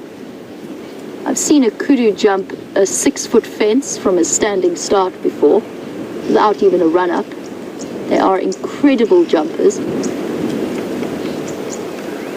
But they are not built for long stamina runs. And that's part of an adaptation to the environment that they live in. Here comes the 9th. So they are better adapted to short bursts of speed and hiding in sort of thick vegetation and escaping predators that way. Not sure what this one's got on her neck there. She's got sort of discoloration spots.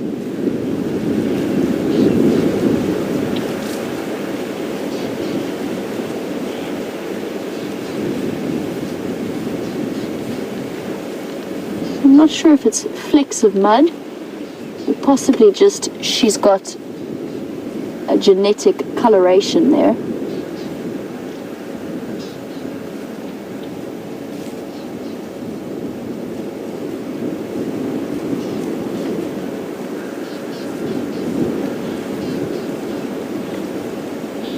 And heading off out of the open area, which generally tends to make them fairly uncomfortable, and into some thicker, safer bush. And just while we are here, Kimberly, you were wondering what it is that we have on the dashboard, or at least sitting on top of my monitor here. And the answer to that is I've decided this is my new mascot. Might be a little bit macabre, but this is a jackal skull that we think was the jackal that was killed by the female leopard. I think it was with Scott, and it was a side-striped jackal, and it was a sighting that Scott had where the leopard killed it whilst live. And you can see, I mean, there's not much left of it. It we'll just have a look at it because they do have such impressive canines. And it wasn't actually something I'd realized until we got to have a look at the skull. It took us a little while to figure out what it was. We had to sort of look up a dentition and all of those things. But it is definitely a little jackal skull. Very, very tiny. And if I put my hand here, you can see it's a very, very small skull. But yesterday it brought us plenty of luck in terms of viewing. So I think I shall keep it around for now. Just pop it back on my monitor. There we go. Safely secured in there. And we shall carry on with our female leopard search. I'm not so happy to see the flies back again. They're definitely out in full force. And I think that's largely due to that very large buffalo herd that moved through the area yesterday. So we have them to thank for the flies. And although I always rejoice at the coming of summer, I could do without the flies.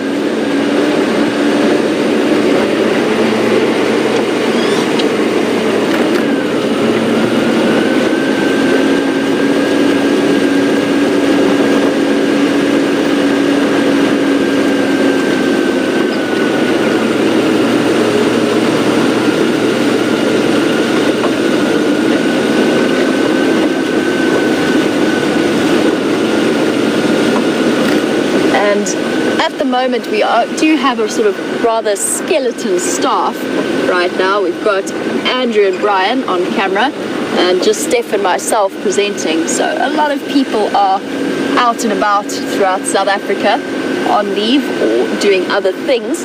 And Jill, you were wondering if I'm enjoying the peace and quiet with the boys gone. Yes, most definitely. It is certainly more peaceful.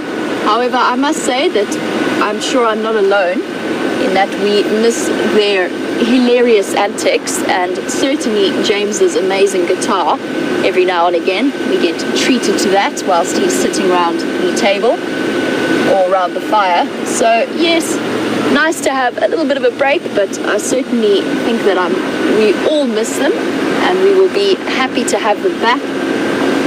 And we haven't got too long to go before Scott and Nikki are back, as well as James and Brent. And I think, what day is it today? Is it Wednesday? Thursday, I think. Is it Thursday? Yes. Oh, good. Okay, so I never know what day of the week it is. It's quite a challenge for me. It's just one of those things that I don't really need to know until I go back to the city. But Liam is back tomorrow in that case, I think. Either tomorrow or Saturday. So we'll be looking forward to having Liam back, the wildebeest back. And then we'll have a full or close to full complement of staff sometime next week. However, just as they all get back, I will be off on leave and back home to visit my parents and my little brother.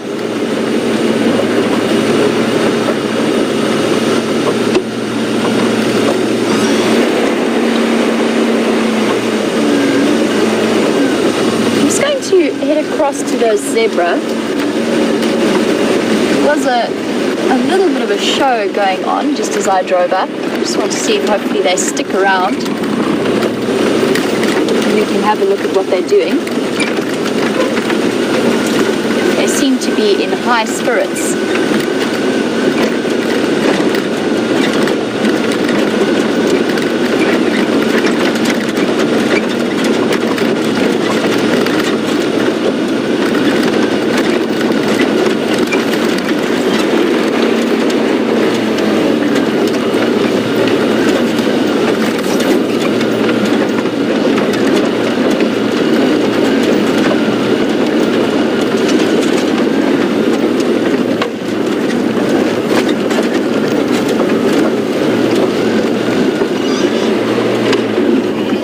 Stop here so that I don't disturb them in any way. Just want to see if they carry on with their antics. There was a little bit of flicking and bucking, so let's see if they carry on.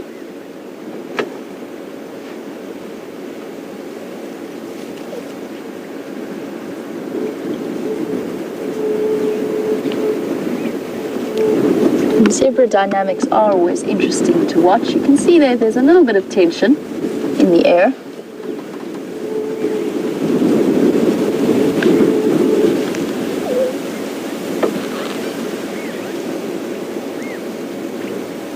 And their ears are both still up,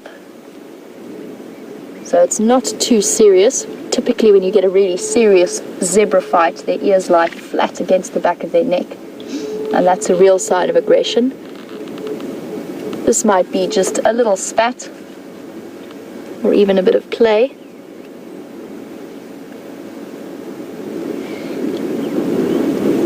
And you'll see this typical behavior in all animals when they move out into the open, and that applies across the board. When they move out from an area of fairly thick bush into a clearing, they'll stop and stare for quite a while just to make sure that it is safe, because they know that there's less cover for them.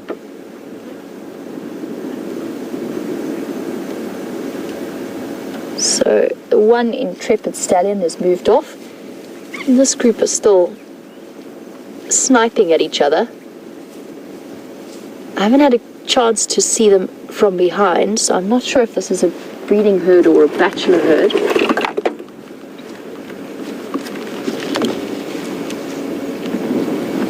Oh, spooked.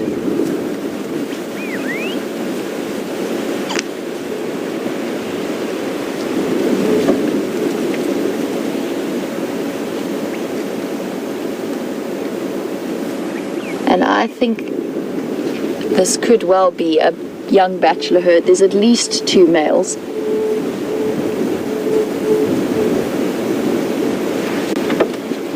The one on the right is made it slightly easier to identify him.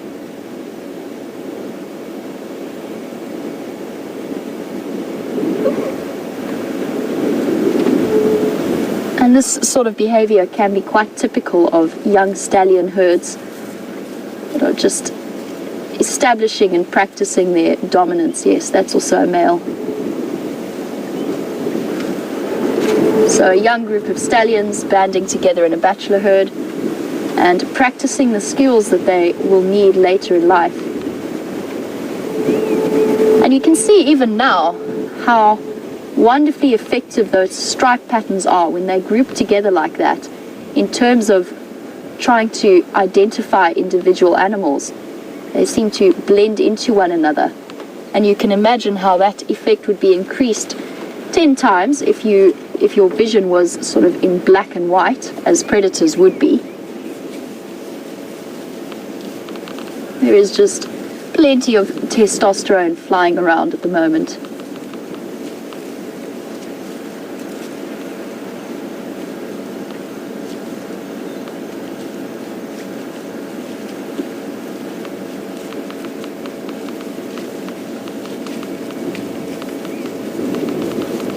So these young boys, they'll stay together until they reach 4 years old or a little bit older, and they can start really competing with other males to acquire their own harem, so their own group of females.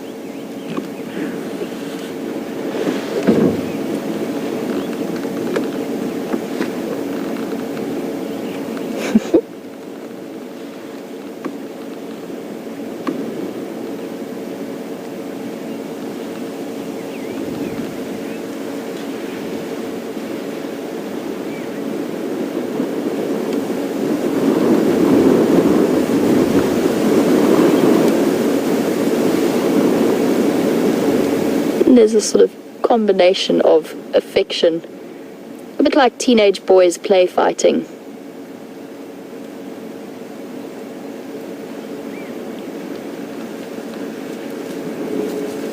And serious zebra fights, if they do happen, can actually be fairly deadly. But at the moment this is just playing, establishing their own position in the little bachelor group hierarchy.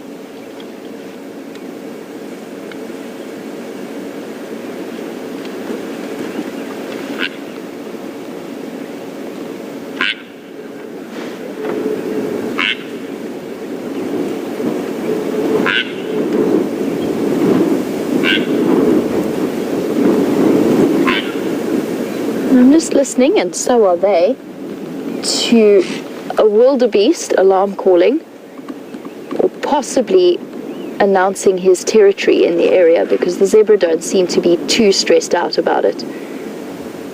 They're not responding too seriously to it. So it could be a wildebeest that was calling just to mark out territory.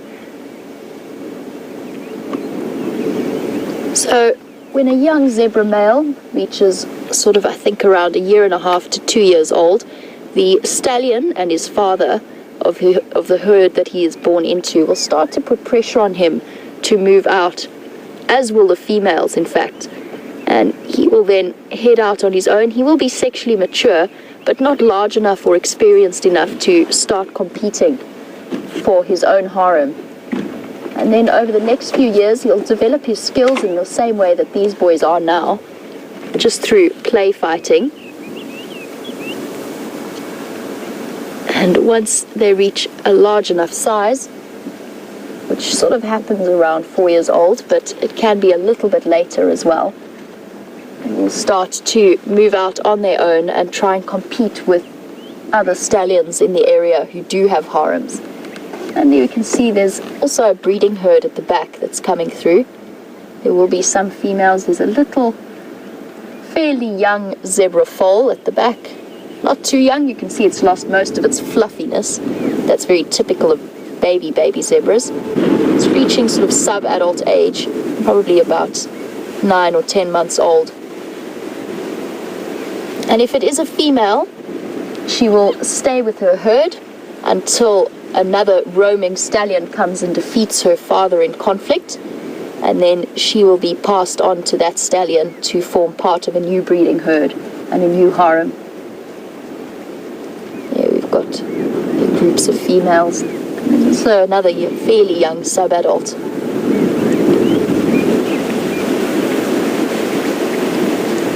So for the males, acquiring their own breeding herd is just a matter of reaching the size and experience necessary. And once he does reach that stage where he can compete with a stallion, it is actually quite a dangerous time. The fights between zebra can be very, very aggressive. And they will bite at each other and kick. And they have very, very powerful canines, not canines, incisors that you can see them putting to use here in their sparring, just nipping at each other's necks. And those bites can actually, if they are seriously meant, do quite considerable damage. And often when you see a zebra missing a tail, it's not because it's a lucky escape from a lion or a leopard. It is because another zebra has bitten them. And I'm going to try and shift position slightly so that we can stay with these two fighting. If I get too much closer, it will disrupt them and they'll stop what they're doing. I just want to move us out from, get a bit of a clearer view.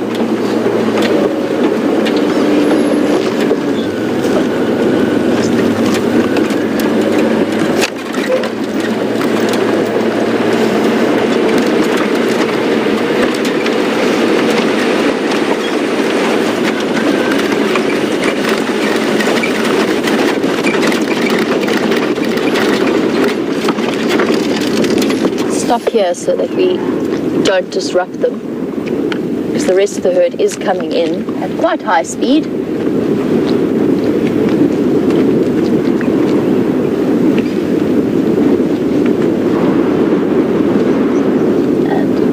And lots of tension and nerves happening with the zebra herd. And there's nothing serious as far as I can see in terms of a threat or a predator.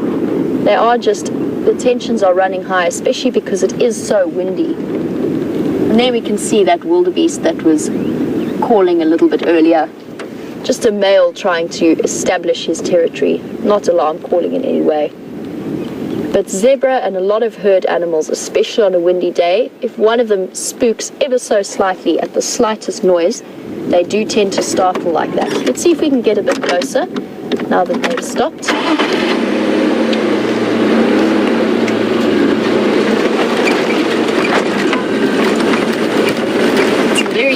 interesting and nice examples of a play fight.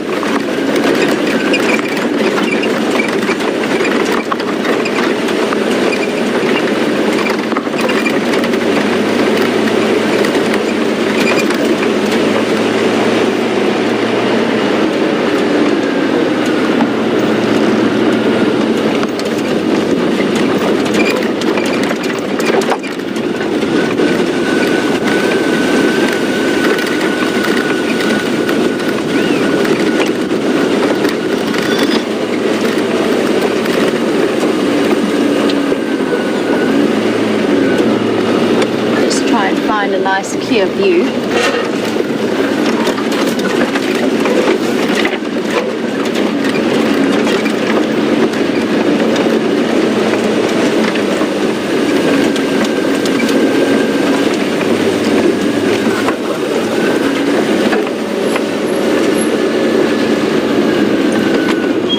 They are unfortunately going to continue moving off into this block.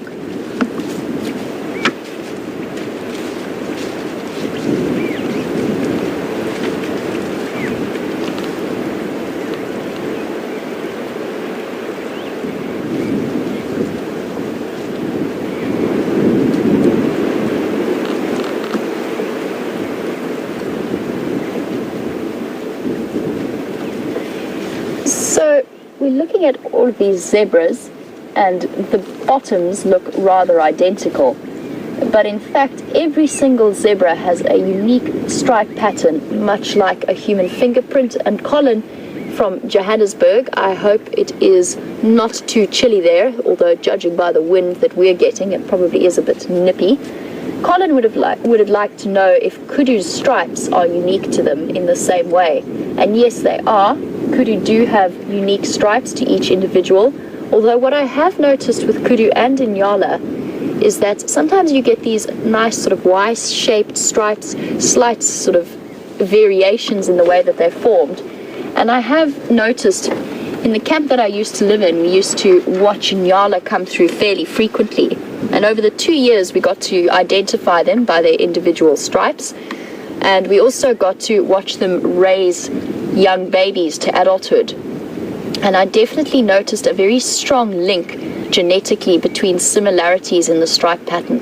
So although each one has a different stripe pattern, the offspring tend to have a similarity, similar sort of Y splits and little offshoots of those stripes, which I suppose makes complete sense in the same way that we inherit physical traits from our parents, although we still look different to them. We still have our own unique look. We do have genetic similarities. And zebra will be completely unique as well.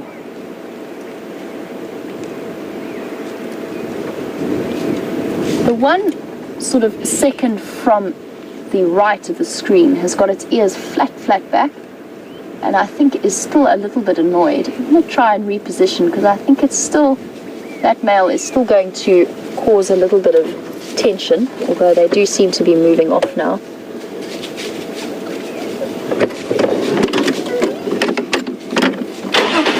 Lots and lots of play fighting action happening. A better view.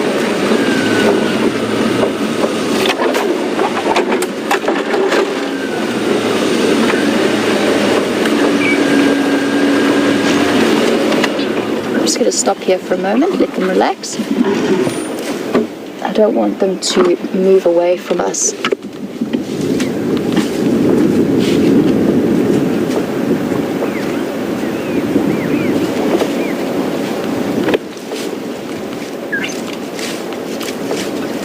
There, that slightly ears back tilt that male is showing, and the way he's following close behind the other male. I think he is thinking about delivering a nip to the bottom.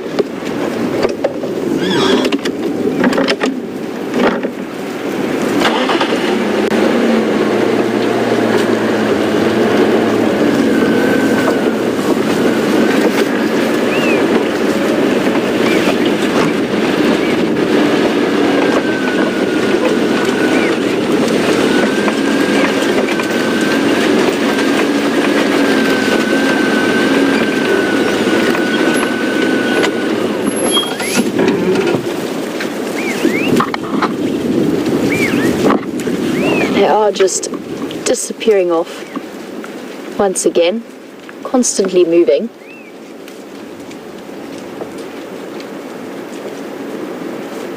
So the dynamics here that are happening, there's probably one stallion in charge of this breeding herd that moved in behind the young males. I didn't actually see which one it was, but there will be one stallion, and this is his harem. And then this rest of the group of these young males are just sort of following behind, possibly even hoping to take a chance at competing for a female. And we've been seeing a lot of the play fighting between the males, but the females can actually be equally aggressive, especially when a male has acquired a new female to add to his harem. The older females tend to be fairly unwelcoming and often kick her and bite her for quite an extended period of time, and they just try and keep her in her place. And it's actually up to the stallion to protect her from the rest of his mares and to make sure that she stays with the group, because obviously if she's treated like that, her initial instinct is to leave, but he keeps her herded in with the rest of the females, and it can take months for the older females to start accepting a new acquisition to the group. And their hierarchy will work in that exact manner. So the first female that the male acquires will be his favorite. She will be the one who leads the group through the bush, and she will always be the highest ranking. And then the newly acquired mares will sort of assume their status beneath her. So fairly fascinating animals. They do have interesting group dynamics. They have shifted off into some thick bush, so I think we shall leave them for now, but they have been highly entertaining and very educational in terms of zebra dynamics.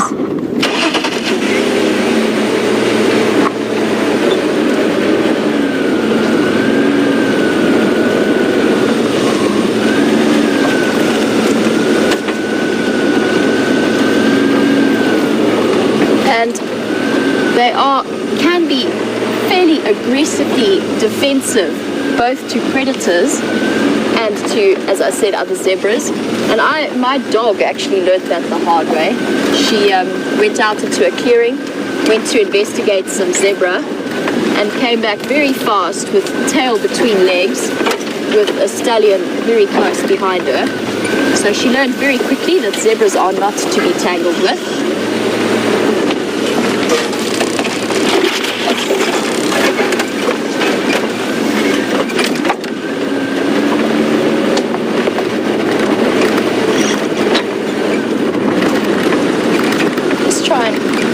Because there is a road right next to this group. Let's see if we can get them. I think they are going to move off.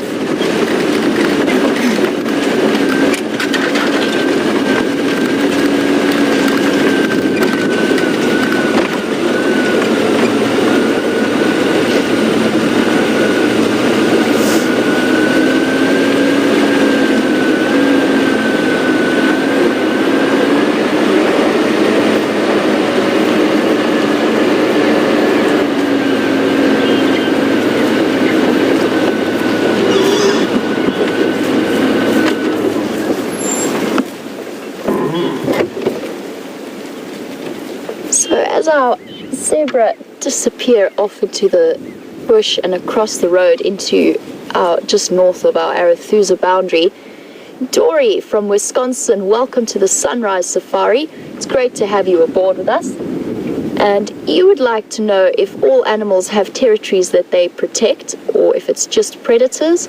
And this was actually a great sighting for us to talk a little bit about that, because we had two different animals who have a unique approach to territorial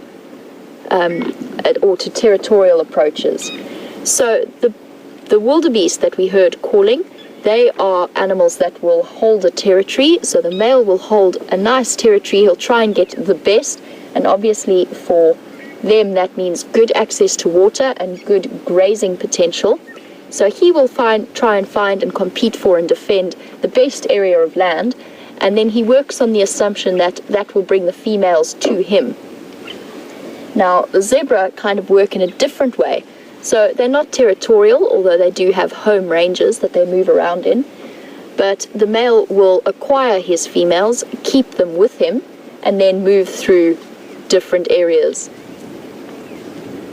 And then we did also briefly have some impala as well, and their approach is also a different one. So the males will only acquire a breeding herd during the breeding season, so end of May, beginning of June, and they will defend and keep those females together only for that time period. And then after that, all sort of territories or anything like that actually goes out of the window.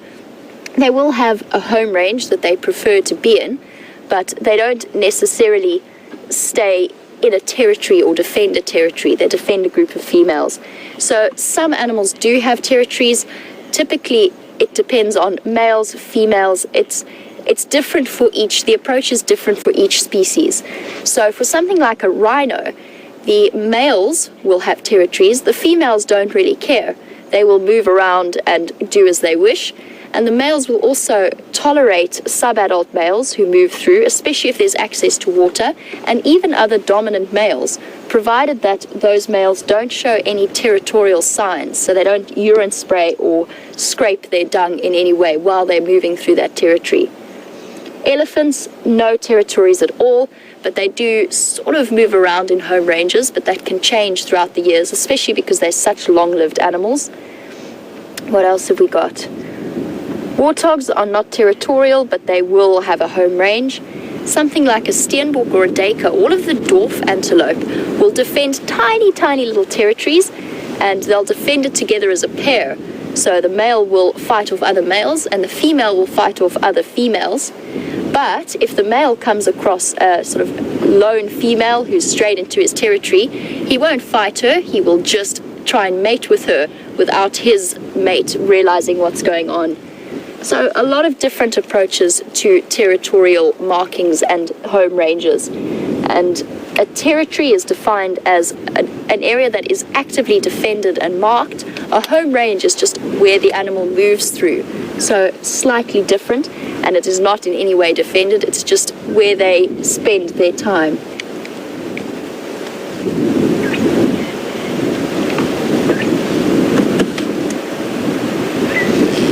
So I'm sure you've all been wondering how Stef's leopard tracking has been going. Unfortunately, he hasn't had no luck, but I'm sure he'd like to just fill you in on his experiences. So we're going to cross back across to him, and I'm going to see if I can be less blinded by the sun for a start, and then possibly follow up on these female leopard tracks. I'll be back with you a little bit later.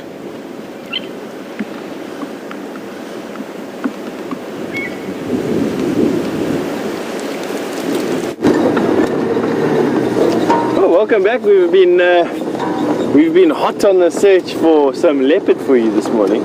I know we were having a few signal gremlins when I lost you the last time, so I'm just going to give you an idea of why we are where we are.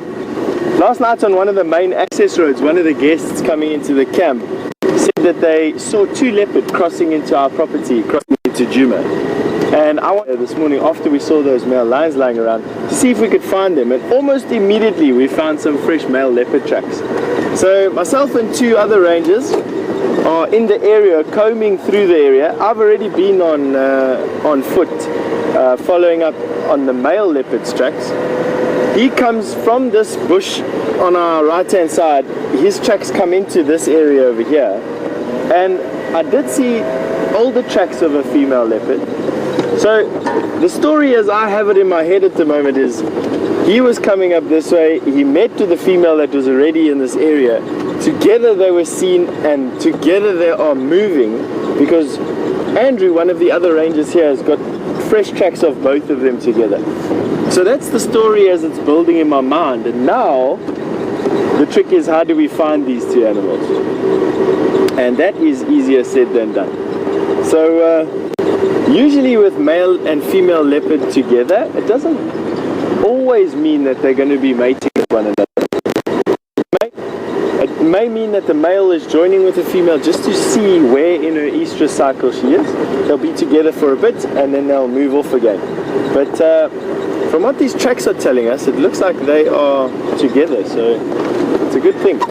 So to find mating leopards, you really have to drive and stop and drive and stop and listen. They'll be mating, if they are mating, they'll be mating every 5 minutes to 15 minutes. And the hope is that you can switch off your car and get audio of one of these cats doing their thing. It's just timing it right, that's it. So, for all of you that believe in wishing luck, wish us luck, cross your thumbs, go stand underneath the 4-leaf clover or whatever we need to do. There are 2 leopards right here where we are somewhere, and we're hot on their trail.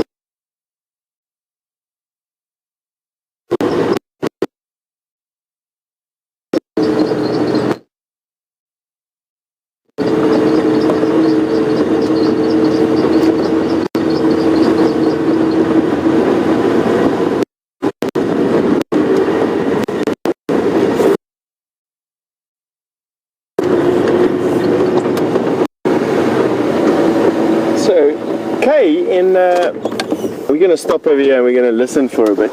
And while I'm doing that, I'm going to be answering a question from Kay in Washington State. Does a melanistic or a black leopard stand a better or a worse chance at survival out here? And is the trait a dominant trait or a recessive trait? Now, Kay, I'd say that the least camouflage you are, the harder it would be for you to survive out here. And although a black leopard will definitely have an advantage at night time over a traditionally colored leopard, there definitely is better value to extend your hunting range throughout the day and the night. And I'd say then a traditional colored leopard, or the leopard that we all know from photographs, would stand a better chance. And it's why we don't see as many black leopards here. You do, however, get black leopards in the more thicker bush areas or jungle areas as you approach the equator. And their black leopard, because they're hunting under a canopy, their black leopard do very well. And you see a lot more black leopard as adults there than you do here. As to your question on dominance, the dominant gene is the normal color gene. The black gene or the melanistic gene is a recessive gene. And so yes, a black leopard could absolutely have normal colored cubs, and usually does have normal colored cubs, but they will all carry the recessive black gene. So even with that recessive gene, you can have 2 parents that are normal colored that give birth to a black leopard as well. Now we're just listening. While we're listening, we are going to be doing a link back to Jamie. My signal in this particular area on this car is jumping a little bit, and rather than me doing a stuttered version of a game drive, we're going to send you back through to Jamie, and we'll keep you updated as we have more news.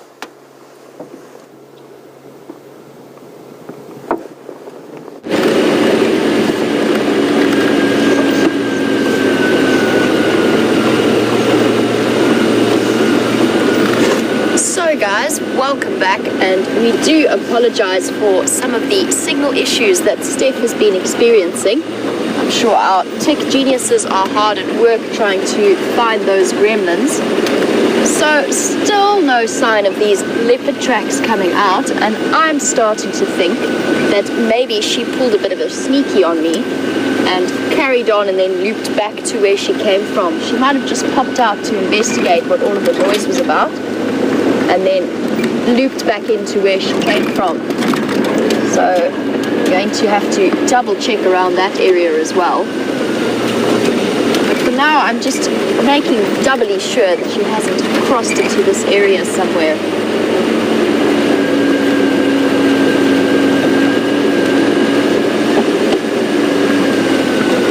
All of a sudden the temperature has increased tremendously.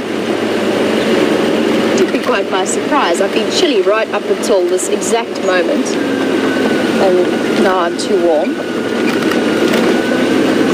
And I know that Stef was chatting to you a little bit about melanistic leopards, and I'm desperate to find that new active hyena den site, because there was a little bit of controversy about whether or not that little hyena cub, the young one, is in fact an example of a melanistic hyena.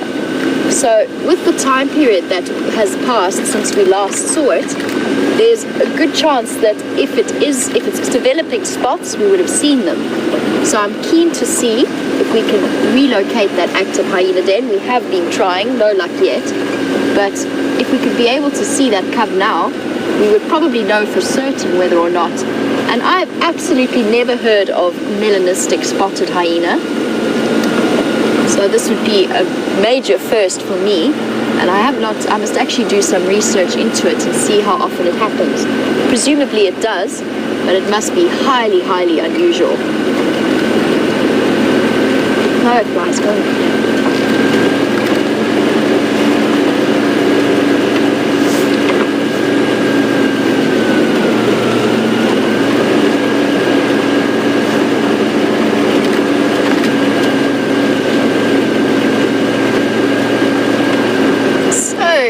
Monica, welcome to the sunrise safaris. I do hope you've been enjoying our live safaris over the last few days.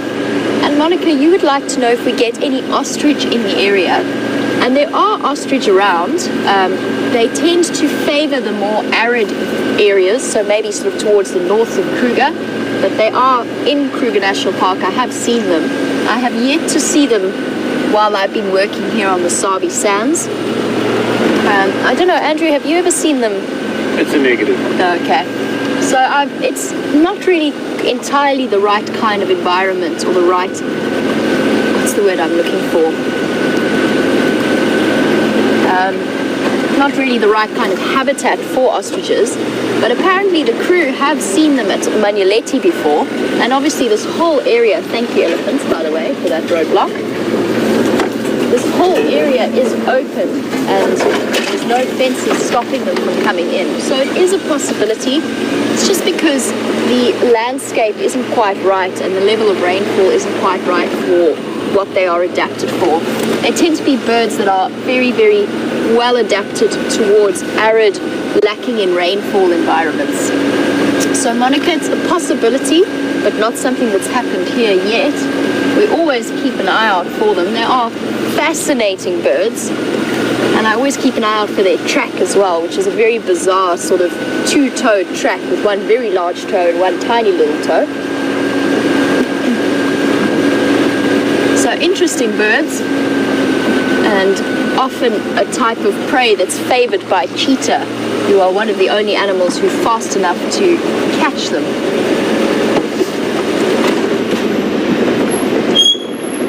I'm going to stop here just because I don't want this little female to, do exactly what she just did. It's okay, little girl. Just since we were talking about territories, it's a nice example of a little animal with a tiny, tiny sort of football field sized territory that her and her mate will defend quite vigorously.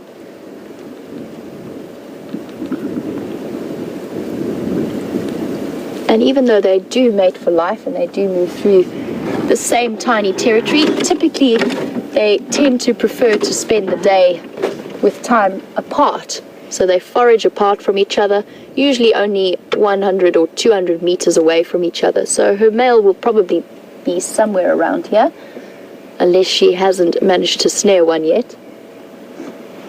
And you can see how wonderfully well that camouflage works. All we can see at the moment is just that little ear and face nibbling away.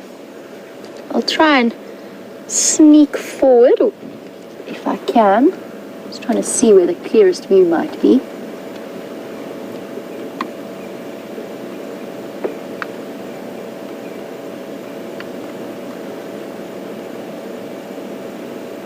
And right now, with her tail dropped down like that, she is very, very cryptically colored. And you can see how easy it would be for her to run and hide. Now, underneath that tail, she's got a very, very vivid white patch. And when steenboks startle and they run away, they lift up their tail and they expose that white patch, which immediately attracts your attention. So they'll bounce around while they're running away from a predator with that white flash very, very clear. And then all of a sudden they'll stop dead and drop their tails and disappear in the same way that she has now. And the predator's eye will have stayed focused on where they last saw that white patch. And then they can just use those split seconds advantage to escape from the predator, because they might just be a couple of meters to the left or to the right of where the predator last saw that flash. Let me try and shift forward, because she has sort of disappeared into that block.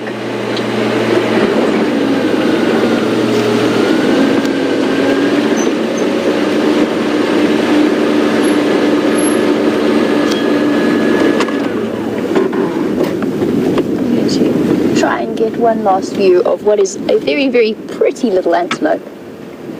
And the dwarf antelope are fascinating because there are quite a few of them, all evolved to fill a very similar ecological niche. So in this area we've got the common or the grey duiker, and then we've got the little steenboks, and we've also got a very, very unusual antelope, and I've yet to see one here, although I did see them fairly regularly where I used to work. But probably the most uncommon mammal sighting to have around here, that's a tiny little antelope known as a Sharp's grijsbok. So they are around. I will be very, very excited when I do get to see one. I'm not sure if any of the WildEarth viewers have yet managed to see them. I doubt it. They are very, very unusual in this area. But a fascinating group of antelope, because there are so many different species of dwarf antelope, and yet they all full, and they feed on a very similar diet. So they do a lot of browsing, sort of digging for forbs and roots, and eating little shoots of grass. So almost identical diets, almost identical environments, although the duiker maybe sometimes tend to favor the drainage lines just that little bit more. And yet they are completely separate species that do not interbreed with each other. So really interesting little things. And up towards the mountains, we might even start to see the red duiker, which is a slightly smaller, really pretty little antelope. And then the smallest member of that family, which is the blue duiker, is more towards the coastal forests, but really stunning little creature, probably only about this big in height. So really, really tiny, one of our smallest antelopes, and very sweet looking things, but exactly very similar niche, hiding away in thick vegetation and very secretive.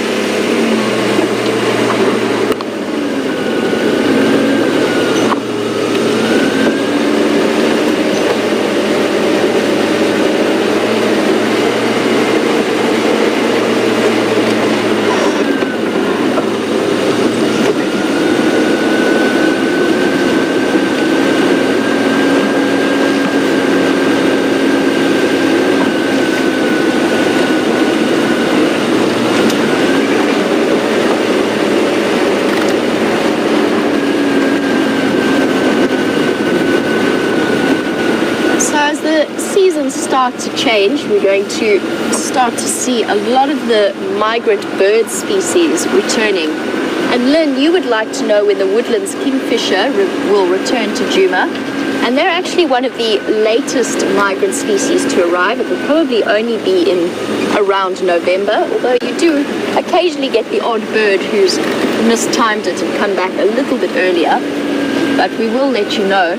And we're going to very, very soon start to see some of the earliest returning migrants. So I know that James, I'm not sure if you're watching this morning, but James was wondering if the lesser striped swallows have come back. And I still haven't seen any yet, but I did see the red-chested swallow. So they are back. And we're going to, some of the other earlier migrants, we're actually going to start getting the Wahlberg's eagles and the Stef eagles back again very, very soon. As well as the cuckoo species. We're going to start to hear them as they start calling for their breeding season. Brian said he heard a woodlands kingfisher, but I'm not sure if he knows what the woodlands kingfisher sounds like. But he said he heard it.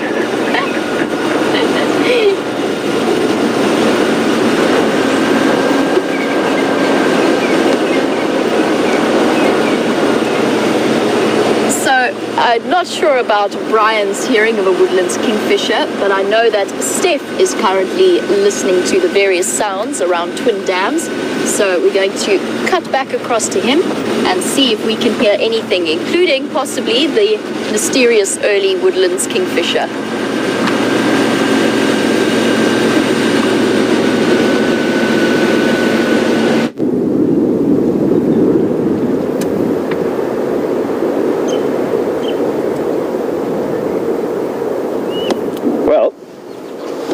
Welcome back, and myself and Brian are sitting over here and just listening to the bush. We've got fresh leopard tracks moving into this area, male and female leopard tracks. There's a chance that they're mating. For us driving around, it will only help so much. By far and wide, the best thing to do is to just sit and listen. And so it's a good thing you're going to come and sit and join us while we listen to the bush around us. We're listening for that telltale growl and rumble of leopards that are mating. They're very similar to lions in that the female doesn't like to be covered, and quite often as soon as the male withdraws, the barbs at the end of his penis create seems like some pain. And the female quite often swats him with quite a loud roaring and growling that goes over. And it's telltale for this diagnostic sign out here. There, what you're looking at there is a virtual starling. One of the prettier birds that we have out here. Not migratory. I hear Jamie's been talking to you about migratory birds, with Andrew even claiming that he heard a woodlands kingfisher. Now for this time of the year, not likely. Sorry, Brian, not Andrew claimed, excuse me, my memory is being juggled today. Claimed he heard a woodlands kingfisher, which is probably true if it was somebody's ringtone on their mobile phone, but definitely not this time of year. They come mid to end of November, beginning of December is when the woodlands kingfishers return. This starling, however, is giving us a nice show. They're insectivorous birds, so he's looking for insects, termites, grasshoppers, even small mice and lizards. They'll take things like that even, using those long legs to outrun potential prey. And you'll see they pretty much go from dung pile to dung pile, lifting up the dung this time of the year to check what's underneath it.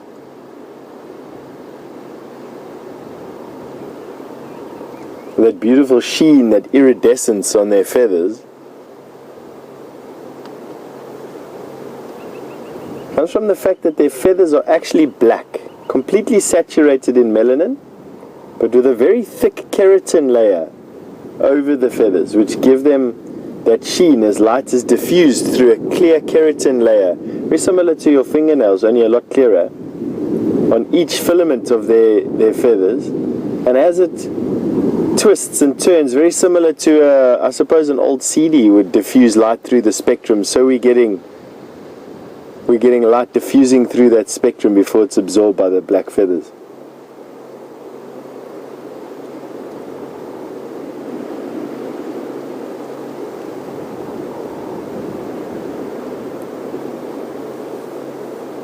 Now, most of the starlings do not migrate, but one of my favorite starlings, the violet-backed starling, is also due back in the next couple of weeks. That is one of my favorite birds, let alone one of my favorite starlings. A beautifully colored bird. Brilliant males have brilliant white chests and a iridescent violet-red back. Not to say that these are not pretty birds. Disappearing behind the Land Rover. It'll probably come out around the side of the car here. But now, when leopard mate with one another or are mating with one another, this will happen every 5 to 15 minutes. So it works if you are waiting in an area for, say, 20 minutes. If they haven't done it then there's a good chance that they're not in this particular area. It doesn't say that they're not around, it just means that they're out of earshot of where we are at the moment. So we're going to give it another 5 minutes. That's a 20-minute that we've been waiting in this area. I haven't heard anything yet. There was some impala a bit earlier, drinking a bit earlier. No other sign of anything.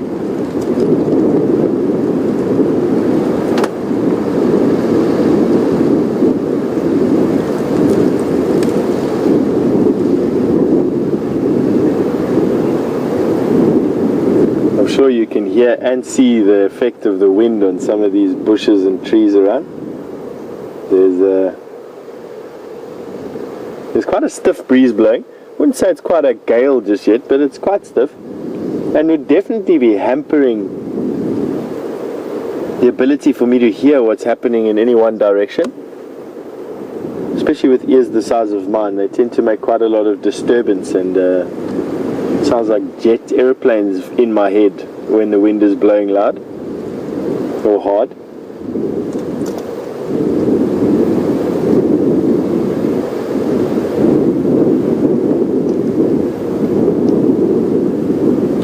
See, the bush is nice and dry.